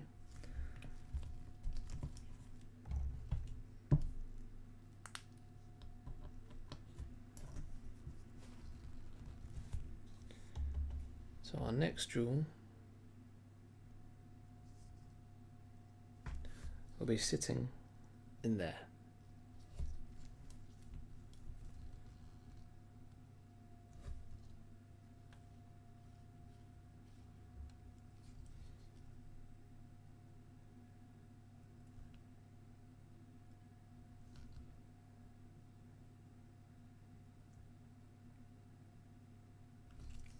Okay, so the spring is now unhinged.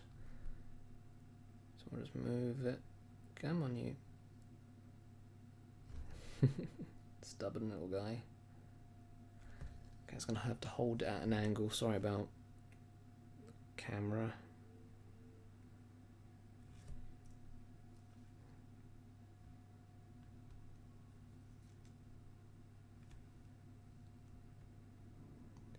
In goes the jewel.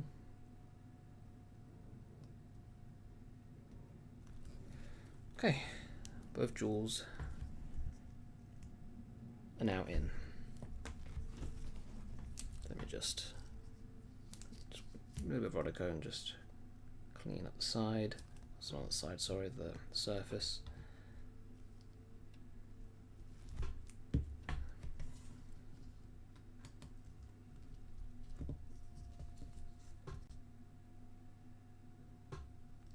Make sure everything's nice and pretty.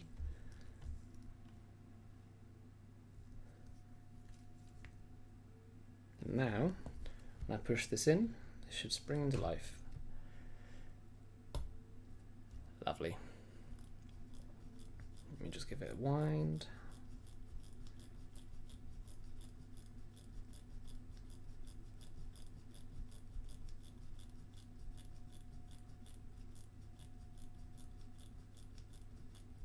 Okay.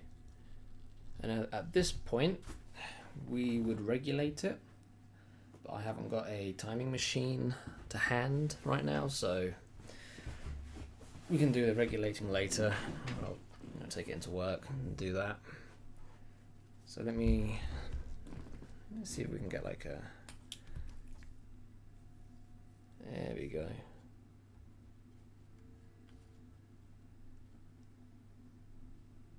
Get like a magnified shot of it.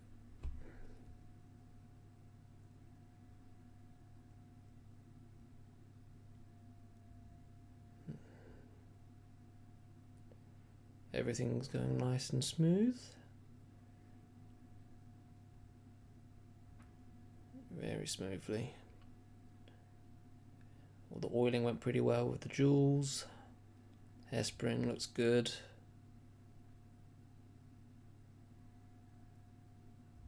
probably go under higher magnification later and just verify everything. Yep, there's the 7750 on the side there, engraved into the main plate or base plate.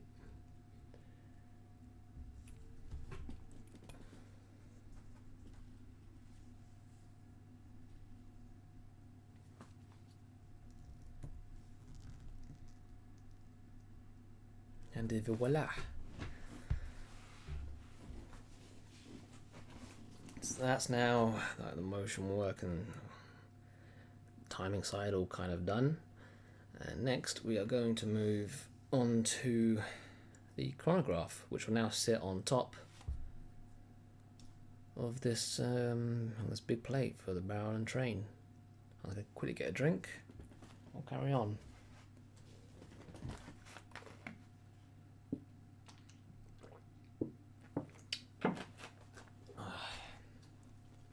Still pretty warm here. And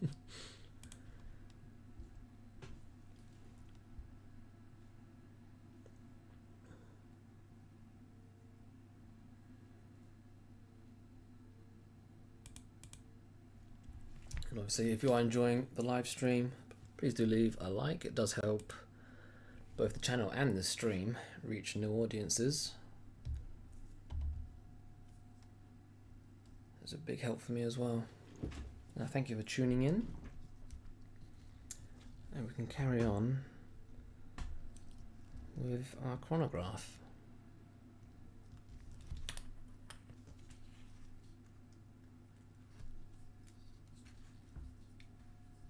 So obviously we need to get the pushers in, all the springs set up.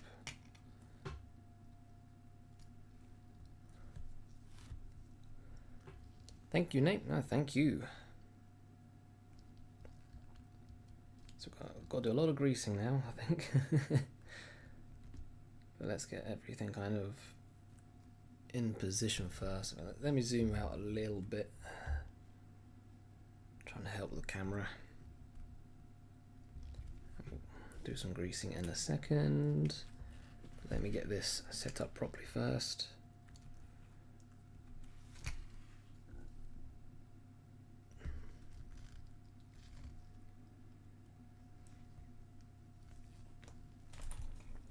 Screw down.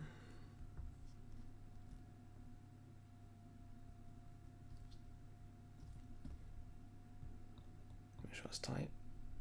That's all good.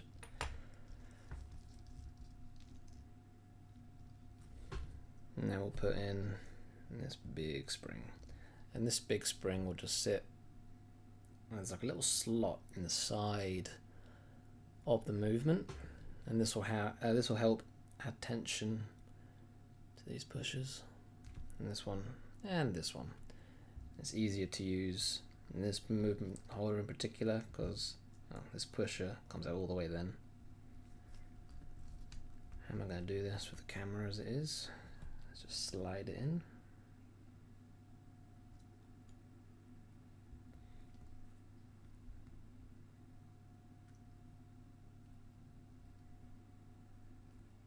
There we go. Okay, spring is in. So now, if you have a little look, okay, oh, the spring decided it wanted to come out a little bit. Feisty. Let's just test with this one. As you can see, the spring's pushing it back out. That's the purpose of that spring in particular. I'll eventually put a little bit of oil around here. I've got a bit of metal rubbing there, so we'll put a little bit there in a second. In fact, it's just a bit easier to do it once we've got everything else set up. So we're going to need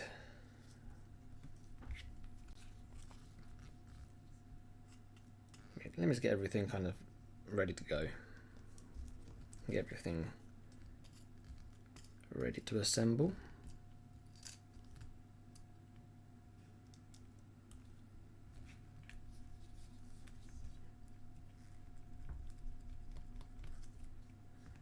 Yeah, this one could be a bit of a longer live stream. I think we've already been live for a couple of hours. So this could be like a 4 or 5 hour stream potentially, depending on how I'm feeling. Go up until about 10, 11 o'clock. At least that would be the time for me. Let's see how we're feeling at that point.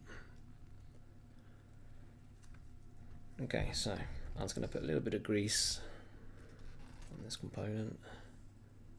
Let me just zoom in. So I'll put a little bit of grease on this little ratchet system and in here, just a little bit. Don't want too much.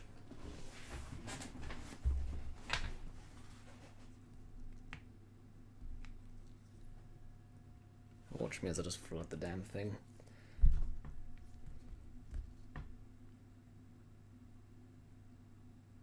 A little bit there.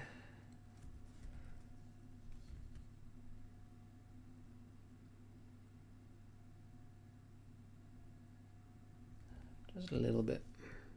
Then I'll put some on the post that's sitting on the crown wheel. That's where this will sit.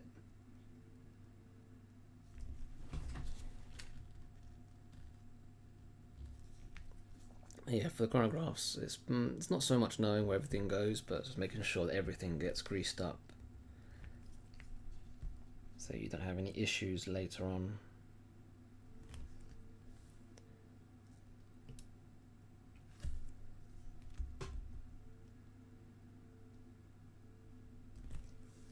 Or at least minimize the amount of potential issues that can arise.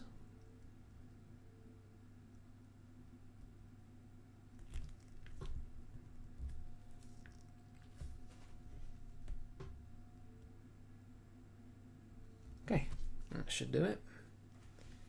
Let me zoom out again. You see we've got the spring to the right ready to go. Bring this up. Let the camera kind of focus a little bit. Come on, Mr. Camera. There we go.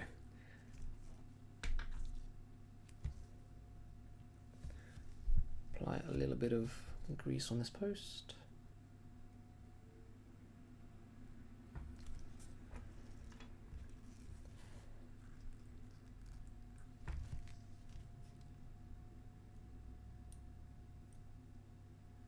Nice. Let me get the screw. We can screw that down.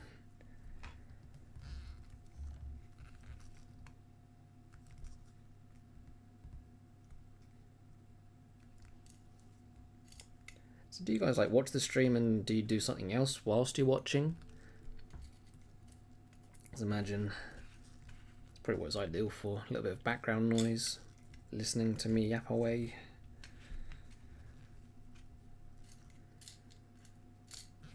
I know some of you are saying that kind of getting into watchmaking, you're just starting out, trying to learn a little bit.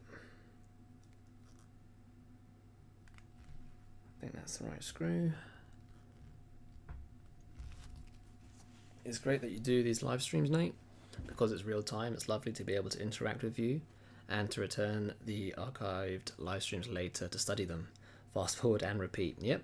So all of the live streams, whilst they're not, I guess on the main channel, on the channel itself, they're unlisted and they're put on a playlist, so you can find them on the playlist. So I do hear about weird things about live streams affecting other videos, which I'm not sure how true it is from YouTube's end, but rather than take a risk on it, it's just unlist it and we'll just, you know, make a playlist for them. So there's the screw. Let's get that.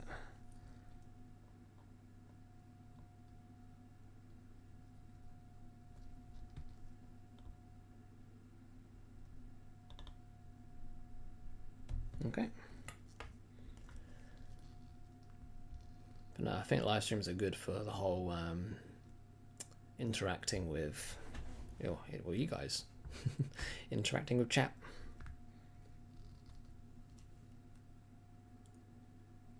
You get asked questions live. I'll try and answer them if I am able to. Ooh, this one makes me nervous sometimes.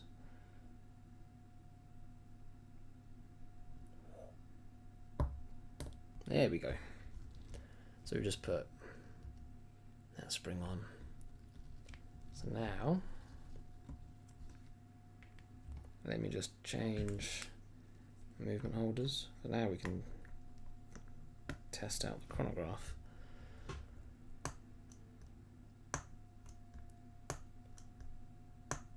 Beautiful. So now what I'm going to do, I was going to put a little bit of grease there, because obviously we've got a little bit of metal on metal there.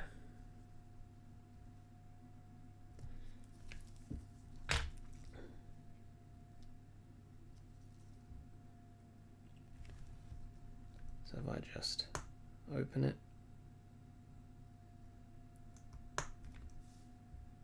put a little bit of grease,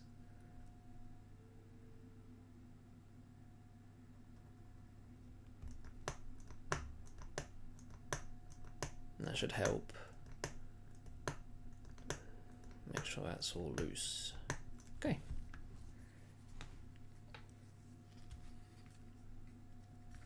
So that's going nicely. Not quite done over here though.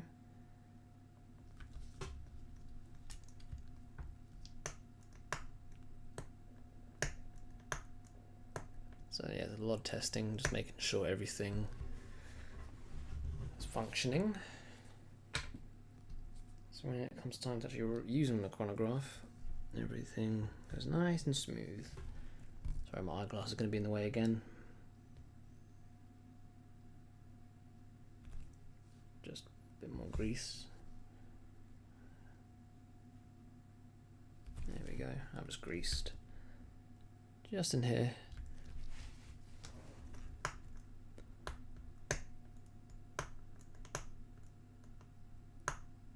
Nice. I had a Tissot ETA 7750, but I gave it to a friend last year, wishing I kept it now. Although if I did have it, I'm sure I'd destroy it. So maybe it's for the better.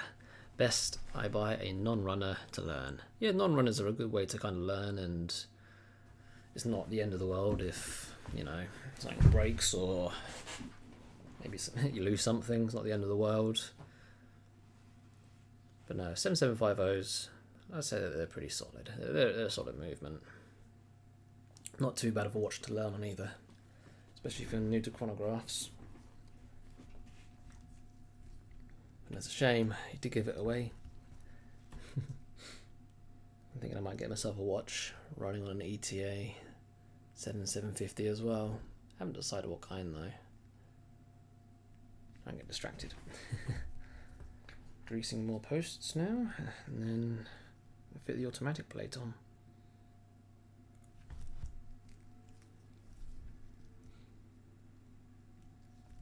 So do you own many watches? I Shoot Watches? Sorry, that's your name. Because I mean, I own a few. Obviously, I've mentioned about the Rolex. I've owned... no, I did own an ETA 7750. I had a Tag Heuer Aqua Racer. That was a 7750. So I have had one before. That was like a, what, 41, 42 mil? Quite a nice size. Nice watch. So I have had one. But yeah, I've sold it as well. I have it no more. Not sure if I'll go for it again, but I'll probably go for something similar.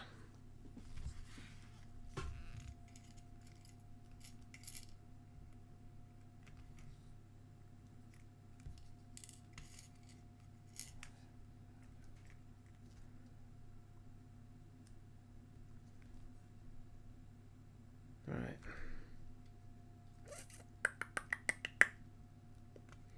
I'm ready because I'm going to see something that I've forgotten, but I think we've been pretty thorough so far. Ooh. More grease for this piece. This is like the brake for the chronograph, I think it is.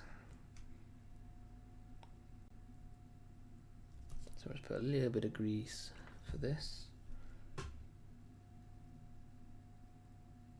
Again, not much, just enough. Some non-runners can be a pain, especially when some idiot has worked on it. Yeah, definitely buyer beware when buying non-runners. You never know what somebody else has done to it, bodged it, broken something, you never know. So yeah, definitely be careful when buying non-runners. But you can still, you can still pick up some bargains, to be honest. Once you know what you're doing, you get a bit more confident. Once you can start, picking out faults a lot easier, then yeah, non-runners are a good way to go.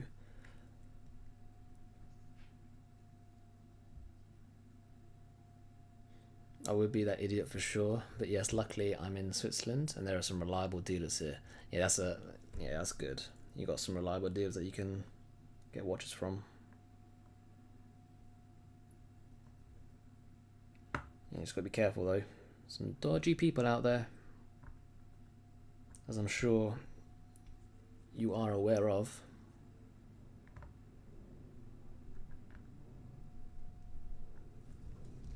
Alright, it's looking nice. I learned the most from disassembling cheap Chinese watches and reassembling again. Yeah, that's the way to go. Don't spend too much money on a watch when you're learning, especially if it's like the first time disassembling them. Alright,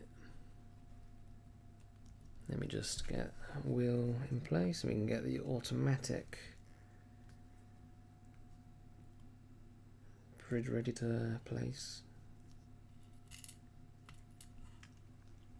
Has anyone here heard of Herotech?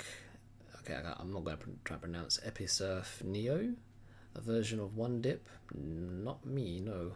And watching Kel solving problems on Chronoglide. I have to check him out. After this live stream, I'll have a look.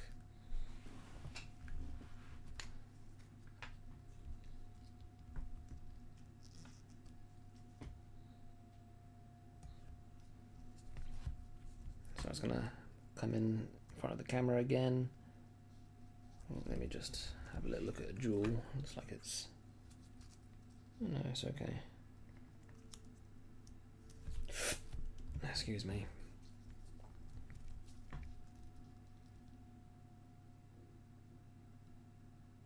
A little bit of oil.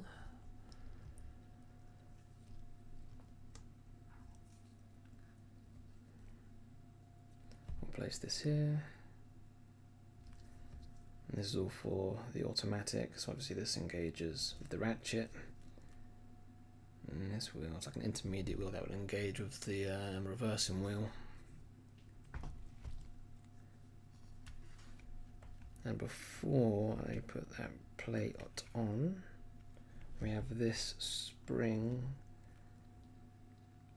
In fact, I'm actually going to take this wheel out now that I'm thinking about this. Just for the time being, just temporarily. So we've got to put in this spring, which is for the minute recorder. And this helps like line it up properly. I'm pretty sure this is just a standard screw.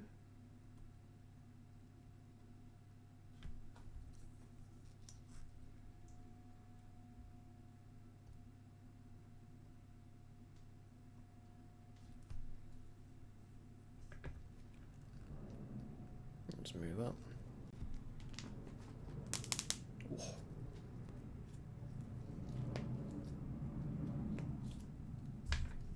Let's get that screw down. Yeah, I do find myself sometimes just getting a little ahead of myself.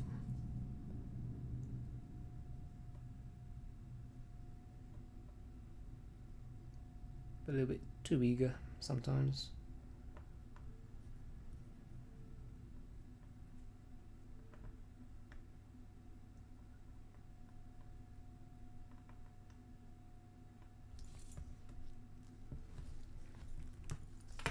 Okay.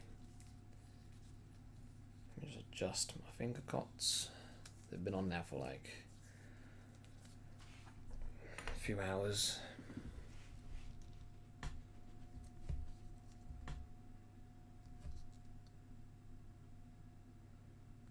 Put this chronograph minute recording wheel back in.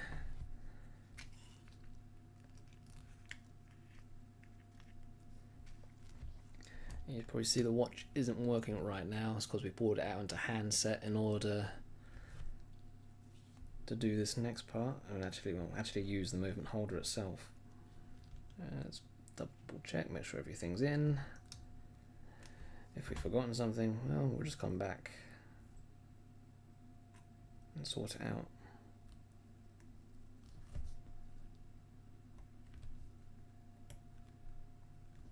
Okay.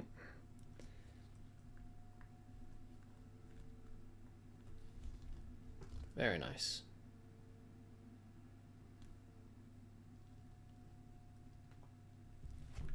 Oh.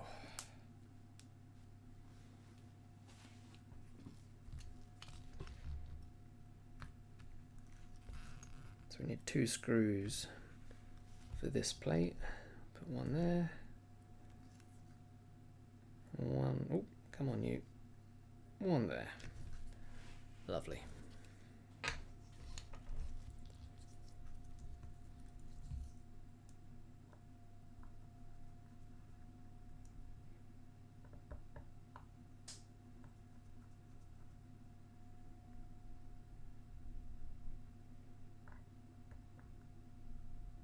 Okay. Next, I'm just gonna oil, drill for that like intermediate wheel here.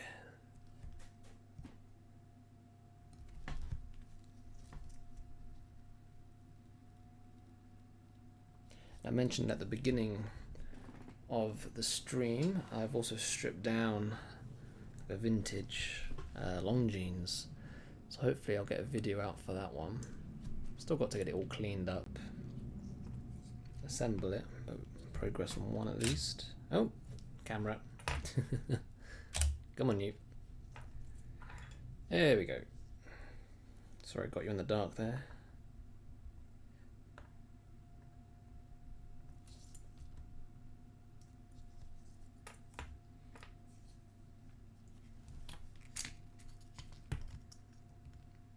So we've actually got a fair bit to put on here.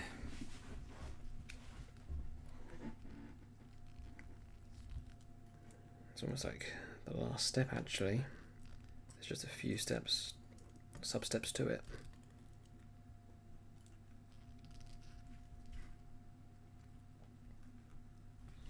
Slowly chipping away. It's going to be easier now as there's less parts in the pots.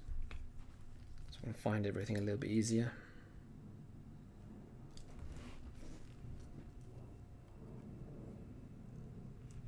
Still trying to be careful not to hit the camera.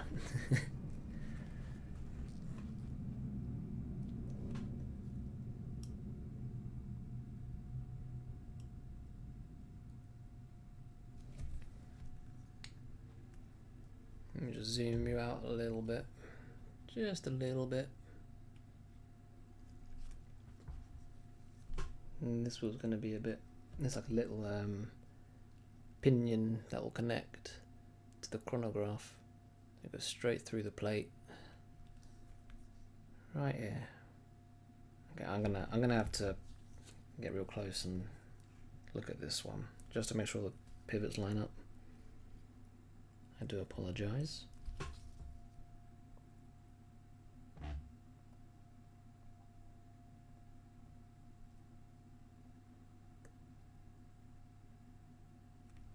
Okay, it's in. That one's one of the more tedious parts to get in place. Sorry about that.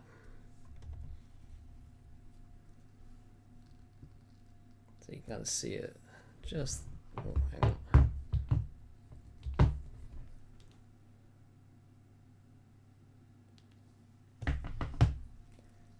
So you can see the pinion just here.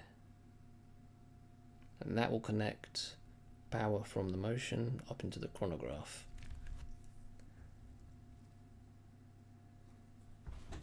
I'll oil that in a second.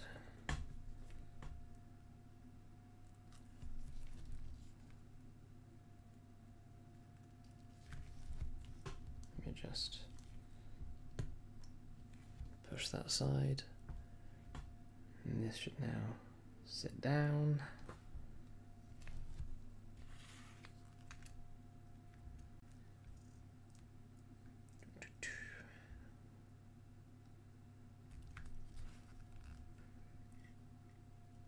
See what the condition of the reverse wheel is. Doesn't look too bad.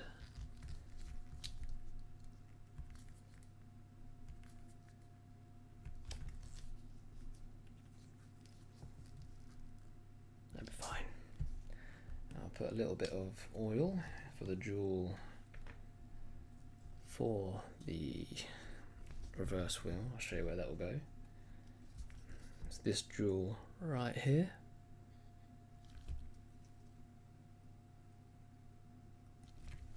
Again, sorry, I'm getting my hands in the way here. Just a little bit of oil.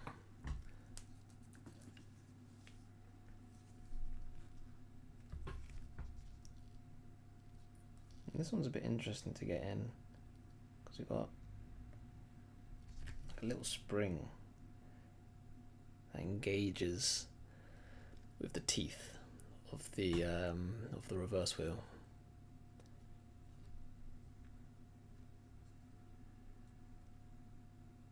Maybe I could have done that one later. Again, me getting ahead of myself. Not the end of the world because we've still got to put. Yeah, I've gone too far. One step ahead. Not an issue though. So we need to slide this plate underneath.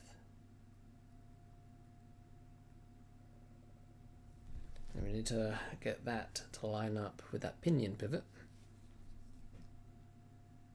Let's get it on its post first. Oh, I think it all went down in one. Sorry, it's quite awkward to see from this angle. The camera's right in front of me. Right next to my face. How many lubricants are you using for this movement? I mean, I went over them. I can go over them again.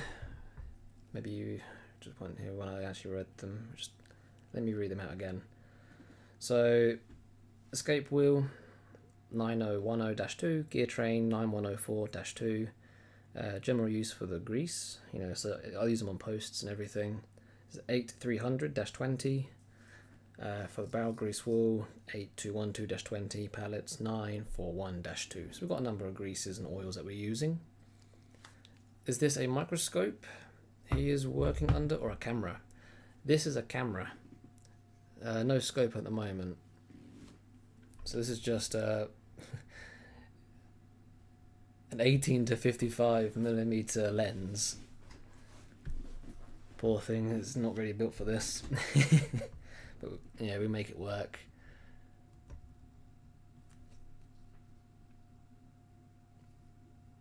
So yeah, the camera. It's a Canon 700D. Decent camera.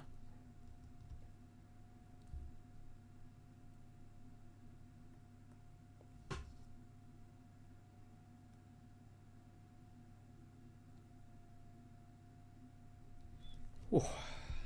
Okay, reversing wheel is in. Now this is where things can go wrong. Got to get this hammer, spring thingy, and we need to latch it around that plate and try not to damage anything in the process.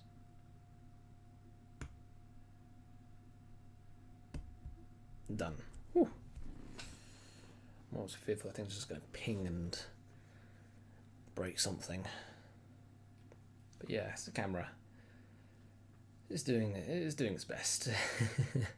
I'll probably get a stronger lens so that I can actually have this camera sit a little bit further away from my face. Nice images for a cam. It's much better than it was 2 days ago. We're playing a lot with settings and camera positions yesterday. So it's a lot better than what it was. Still not amazing or like super sharp, but it ain't bad. Let me try and clean this up a little bit more.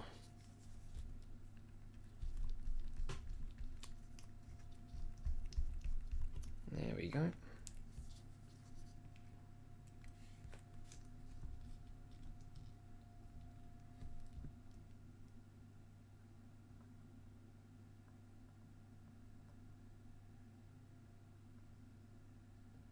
Nice.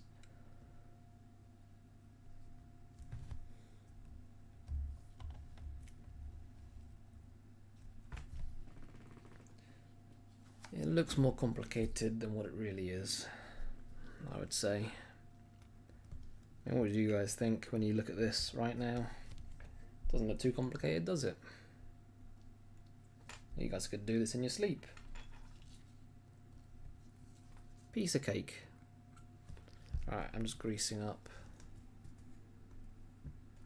post. So I've got the automatic here. This is like the automatic top plate. Ooh, get the quality right. Okay, we'll just put a little bit of grease. Now, before I do anything else, I just want to check. Now I've got everything.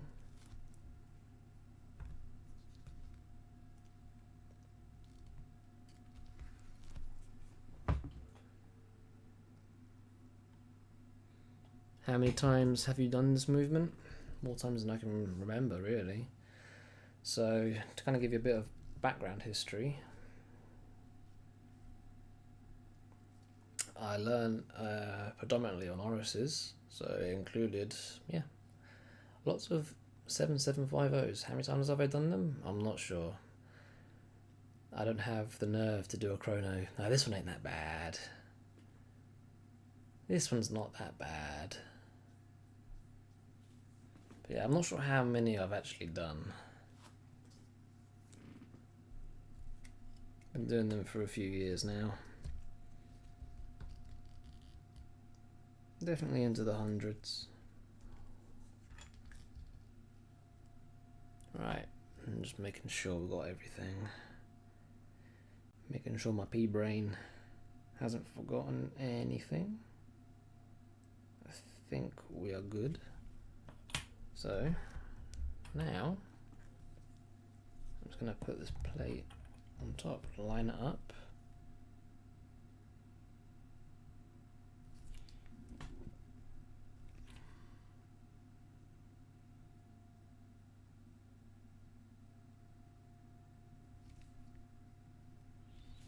Okay, plate is down.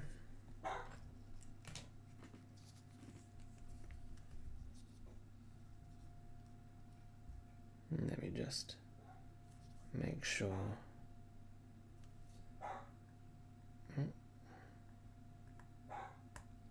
There we go, it's down.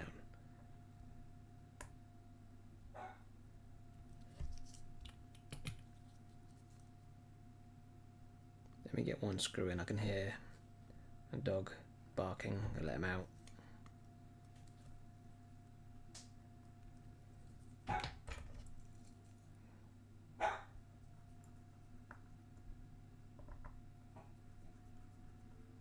Okay, give me 1 second.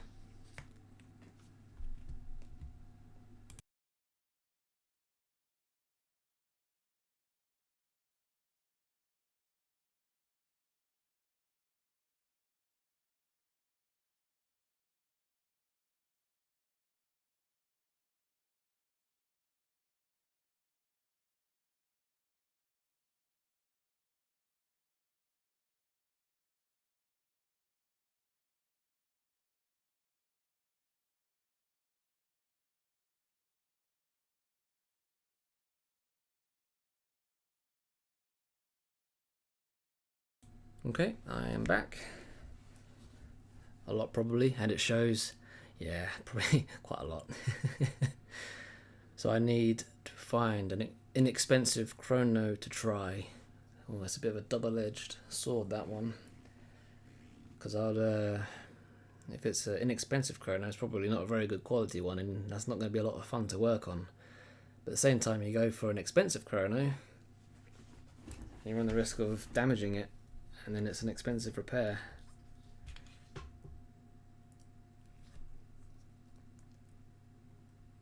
It's a bit easier with manual wind or standard movements, non-chronographs, where you can get them pretty cheaply and still be good quality. I'm sure there are chronographs out there.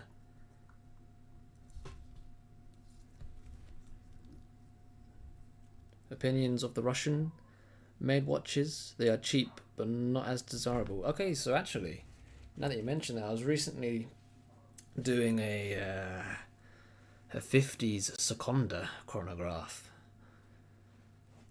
Yeah, that was that was fun. That was very fun. All I'm gonna say is I would take this watch over that in terms of having to service it.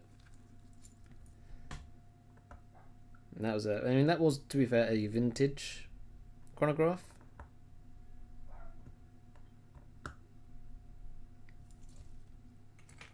Yeah. Haven't had too much else in terms of experience with Russian-made watches. But my understanding is that the Russian watch industry, didn't they buy like a bunch of Swiss equipment to actually make the watches? So whilst they may be made in Russia, they're made by Swiss tech. Could be very misguided here, but isn't that what happened? I'm not sure exactly when that did happen, or if that did happen, but I'm pretty sure that's correct. Right, let me just double check. I'm losing my train of thought a little bit.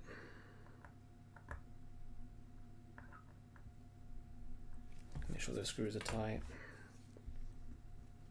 And this is going to be all we're going to do. Take this spring and just gently lay it down. Ooh, got a bit nervous there. You can see me like gripping and holding. Ooh, okay, nice. That went well.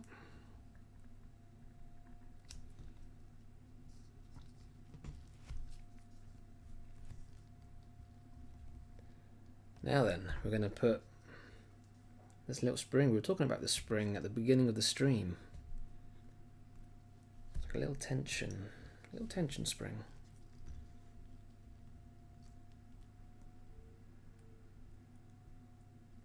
It's a little guy. It's a funny looking thing. What we're going to do is we're going to slide it in there and let go. And it's done. That's it. The movements I've seen look quote unquote Swiss. Well, that could be the reason.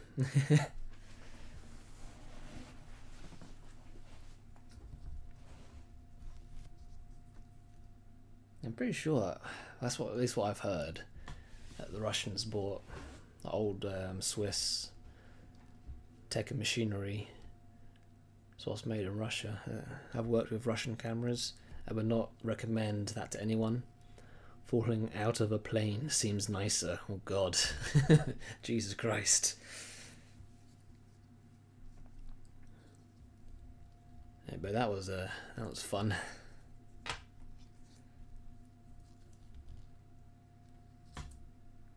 Okay.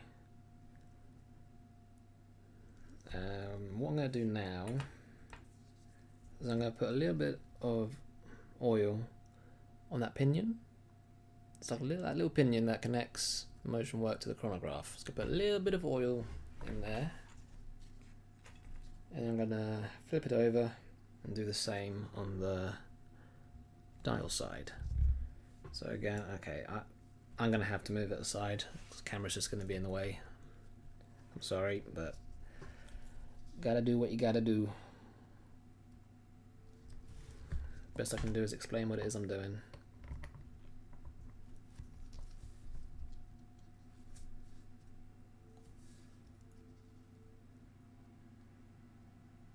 Okay.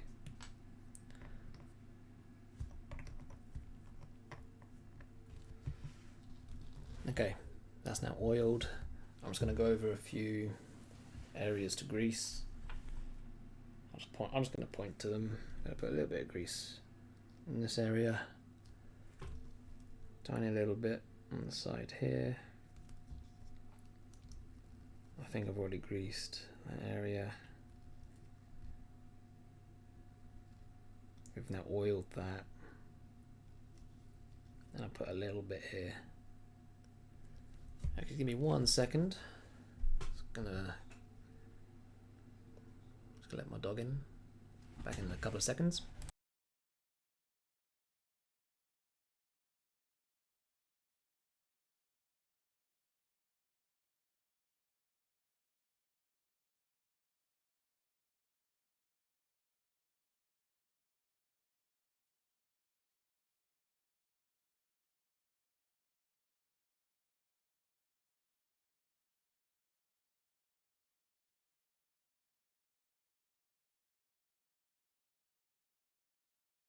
Hello, and we're back again. Sorry, I just had to let a dog in. And we have now pretty much got everything assembled. I'm just going to go over a few bits to grease, and then we can flip it over and start on the dial side. You would have noticed we haven't regulated anything yet because we haven't got a machine to do it, so I have to do that elsewhere. But when it was ticking very nicely. But right now the stem's pulled out, so yeah, that's why it is not working at the moment. So let me just apply a little bit of grease to a few areas. So you're saying that you've worked with Russian cameras. Is that like what you do as a career? You work on cameras? You do maintenance and repair work on cameras?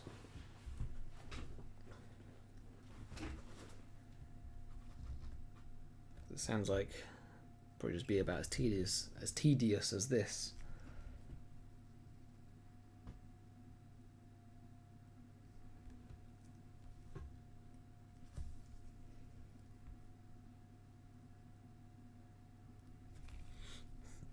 Okay. Oh, tiny little bit.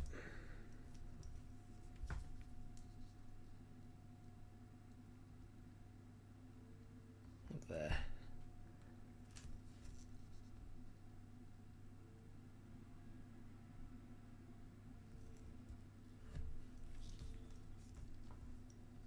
Okay. It's looking very nice. Sadly, can't really use the pushers. No point using the pushers because it's not running. Ooh, so what we're going to do, we're going to switch it out for the other movement holder so that we can actually push the stem in. Make sure everything is all good. We'll just push it in. Oh, actually, there you go. You can see the chronograph center wheel just there. And it's now going round. So that pinion's engaging nicely. Let's go around. Oh, we just saw that was the minute recording wheel just went over. The problem with Russian equipment is that the quality was much more important. Quantity was much more important than quality during the Soviet era. So it was a case of like pumping out as much as they could. Factories got more money from the state if they reached their quotum. It didn't need to be very good. I see. Yeah, I hear, quite a lot with regards to the Soviet era. And that kind of, in that regard. But yeah, the whole quantity over quality sounds about right.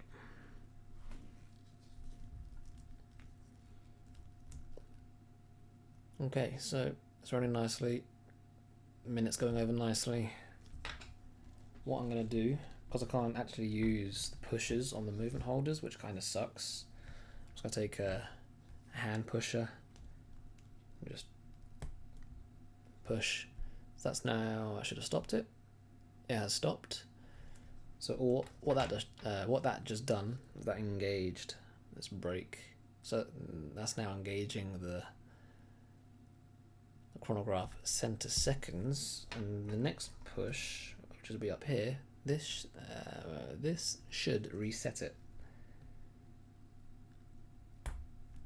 Boom. Nice. So you push that one in, hammer strikes on the two recording wheels. So you've got the minute recorder and the center seconds. Probably the same for watches. Probably the same, yeah. I've worked on Russian cameras because I had to. The big cameras could be bought for next to nothing. Probably due to the amount and how easily accessible they were.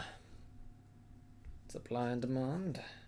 Oh, and the quality obviously not being great. Probably made them dirt cheap. Okay.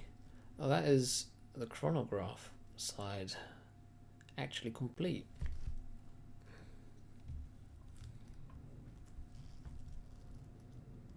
Running nicely. Let's actually, I'm going to push this and that.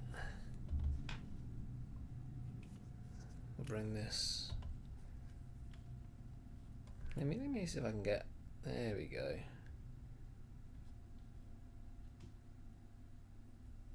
So you can see there, like a little pinion. In fact, see if I can. What you'll see is a little spring arm attached to the center chronograph recording wheel, and that will hit a little brass intermediate wheel, which will then engage with the minute recording wheel. I'll try and keep a magnifier on it. See if we see it. There it is. Boom. You might just be able to see that little spring engaged with the brass wheel, engaged with the minute recorder.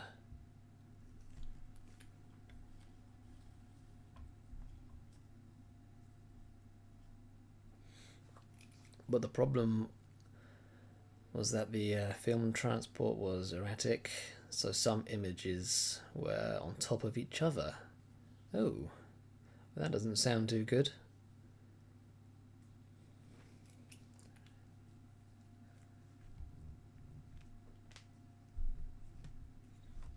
Let me just zoom you out a little bit again.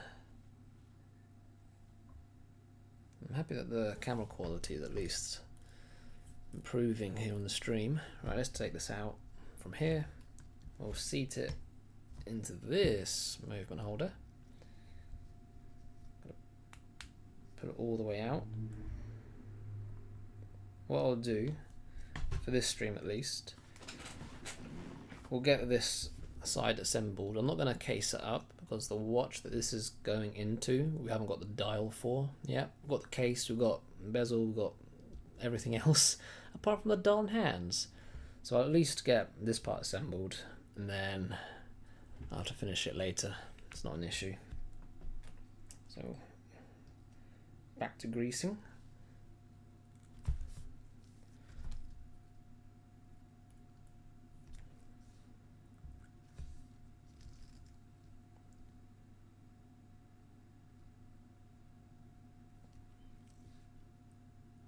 Just greasing posts, really. Don't bit too much. Come on, you.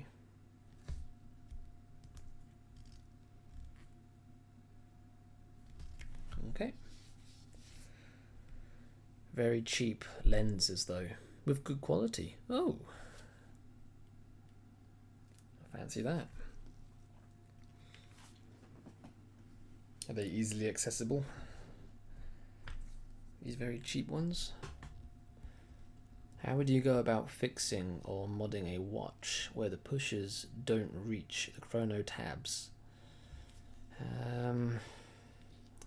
Well, you had to fill the gap somehow. Make an extension? Maybe? Because usually the pushers are just like a pole that will go through the case and poke into the tabs. So you just have to find something to fill it or extend onto it so that it can engage properly. Exactly how one would do that, I don't know. Never really something I've had to do, thankfully.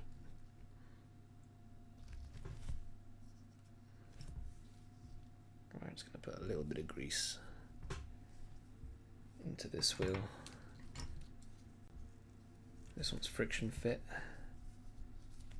so we want to make sure that she's greased up.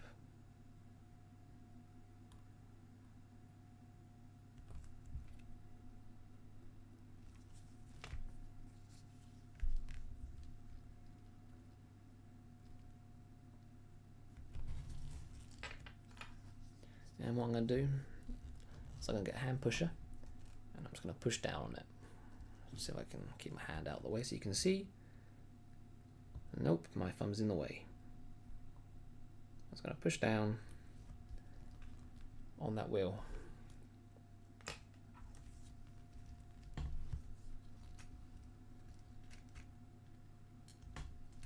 Coming to the end of this assembly now. Just basically a final stretch. So thank you all for joining. It's been quite a long one. I'm not sure how long it's actually been. Probably been a good 2 or 3 hours. I know some of you have been here from the start. Oh, and my camera goes. Come on. No, thank you for tuning in. Again, if you have enjoyed it, please do leave a like. I'm not sure when I'll next go live. I mean, a lot of this is just like testing out things, making sure audio's all good, trying to get the right camera angles, I'm trying to make improvements as we go along.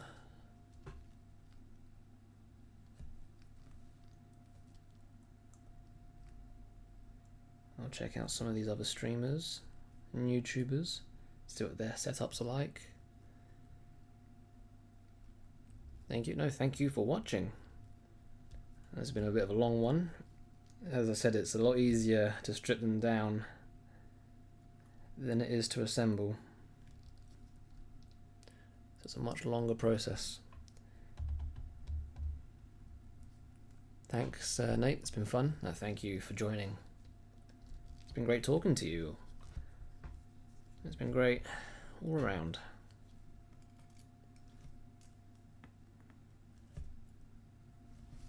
So all we're doing, just gonna finish up here. If there are any other questions, I'll answer.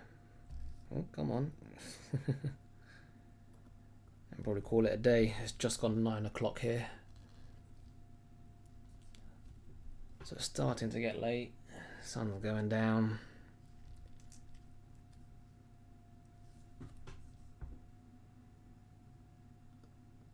No, thank you for joining.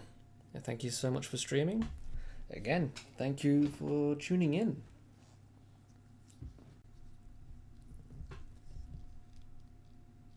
Okay, this one. This is one spring to be careful of. This one's quite a pain sometimes. Perhaps it may also be interesting to do a real time without chat, where you focus on the work and teaching without the distraction of chat. I mean, I could, but I enjoyed the whole engagement with you guys. That's the whole point of streaming. I mean, I could just do a no chat stream and just grind away. But I'd rather interact. I'm chilling, big chilling. There's no rush. Could do it a lot quicker, a lot more efficiently, but... Okay, so for this spring, I'm gonna hold it with, I'm gonna hold one end with a screwdriver, and I'm gonna try and get in there with my tweezers and latch it over, and hope it doesn't ping.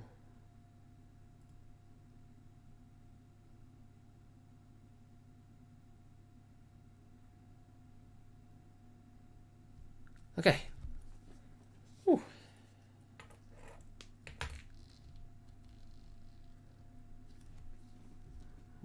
I'm glad that went well.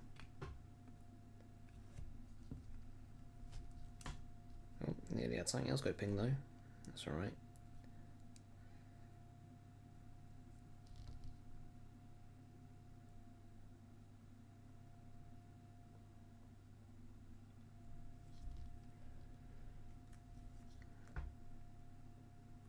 Okay, I believe that is everything. So now we just need to get date disc plate. Yeah, the date disc doesn't look too good. Let me just see if I can clean up a little bit. Should ideally be replaced, which we can do later. As I said, I can't make the watch up itself because we haven't got all the parts.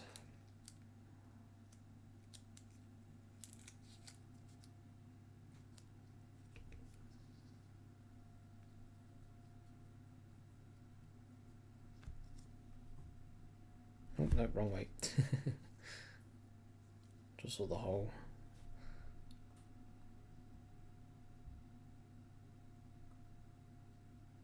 No, maybe. Oh. Yeah, I'm getting tired. I'm clearly getting tired. I'm getting this wrong. There we go. Jesus. My brain's starting to go to goop.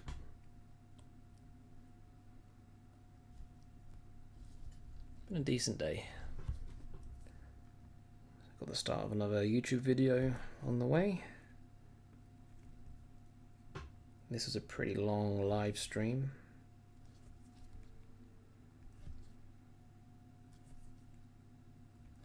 Nice to see that the camera's not overheating today. It's probably just the heat from 2 days ago. And yesterday was really hot. So I'm glad it's a cooler day today. I like real time because it can be fake. Sorry, it can't be fake. So many edited watchmaking videos seem to be faked through editing. And as a result, they make everyone that watches them feel inferior. Now, I get it. When you can edit and cut out anything you want, keep it tight, then it can be a little bit misleading. I mean, usually what my videos are 20-25 minutes long, I'd say.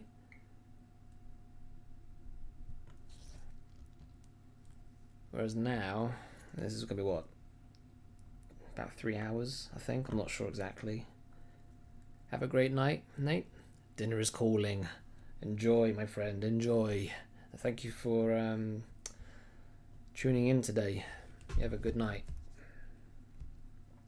And thank you for coming.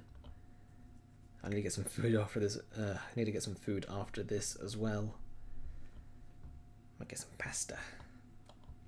A little peckish. So I'm not really talking about what I'm doing with work at the moment. I'm just now talking about food, pasta and chicken. Sounds good about now. But no, thank you for coming, Polo.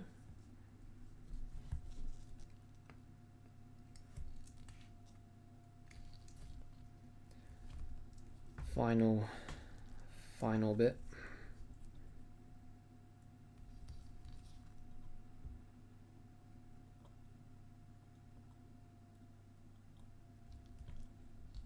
I guess this also gives you like a realistic expectation on how long it would take to assemble one of these if you were to take on a 7750. And the well, not task, but you know, gives you an idea on what to expect. I'm obviously taking my time right now. I'm in no rush. I'm not trying to hit any quotas or nothing like that. I'm just chilling, taking a few hours to do it. And it took what, 50 minutes to disassemble it? Because yesterday was 2 hours 45 minutes long, I think the stream was, and we done 3 watches. And the cleaning machine took about 25 minutes. So you're looking at a good 4 or 5 hours.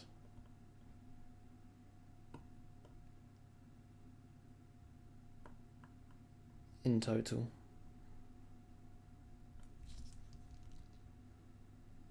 Beautiful.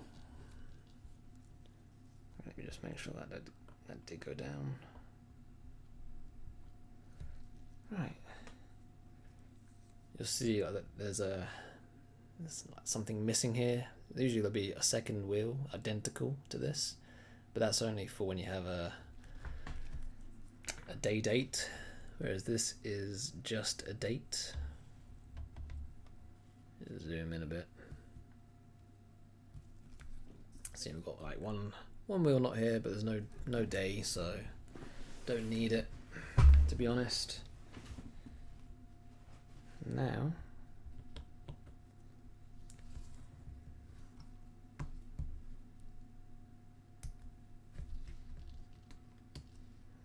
there she is.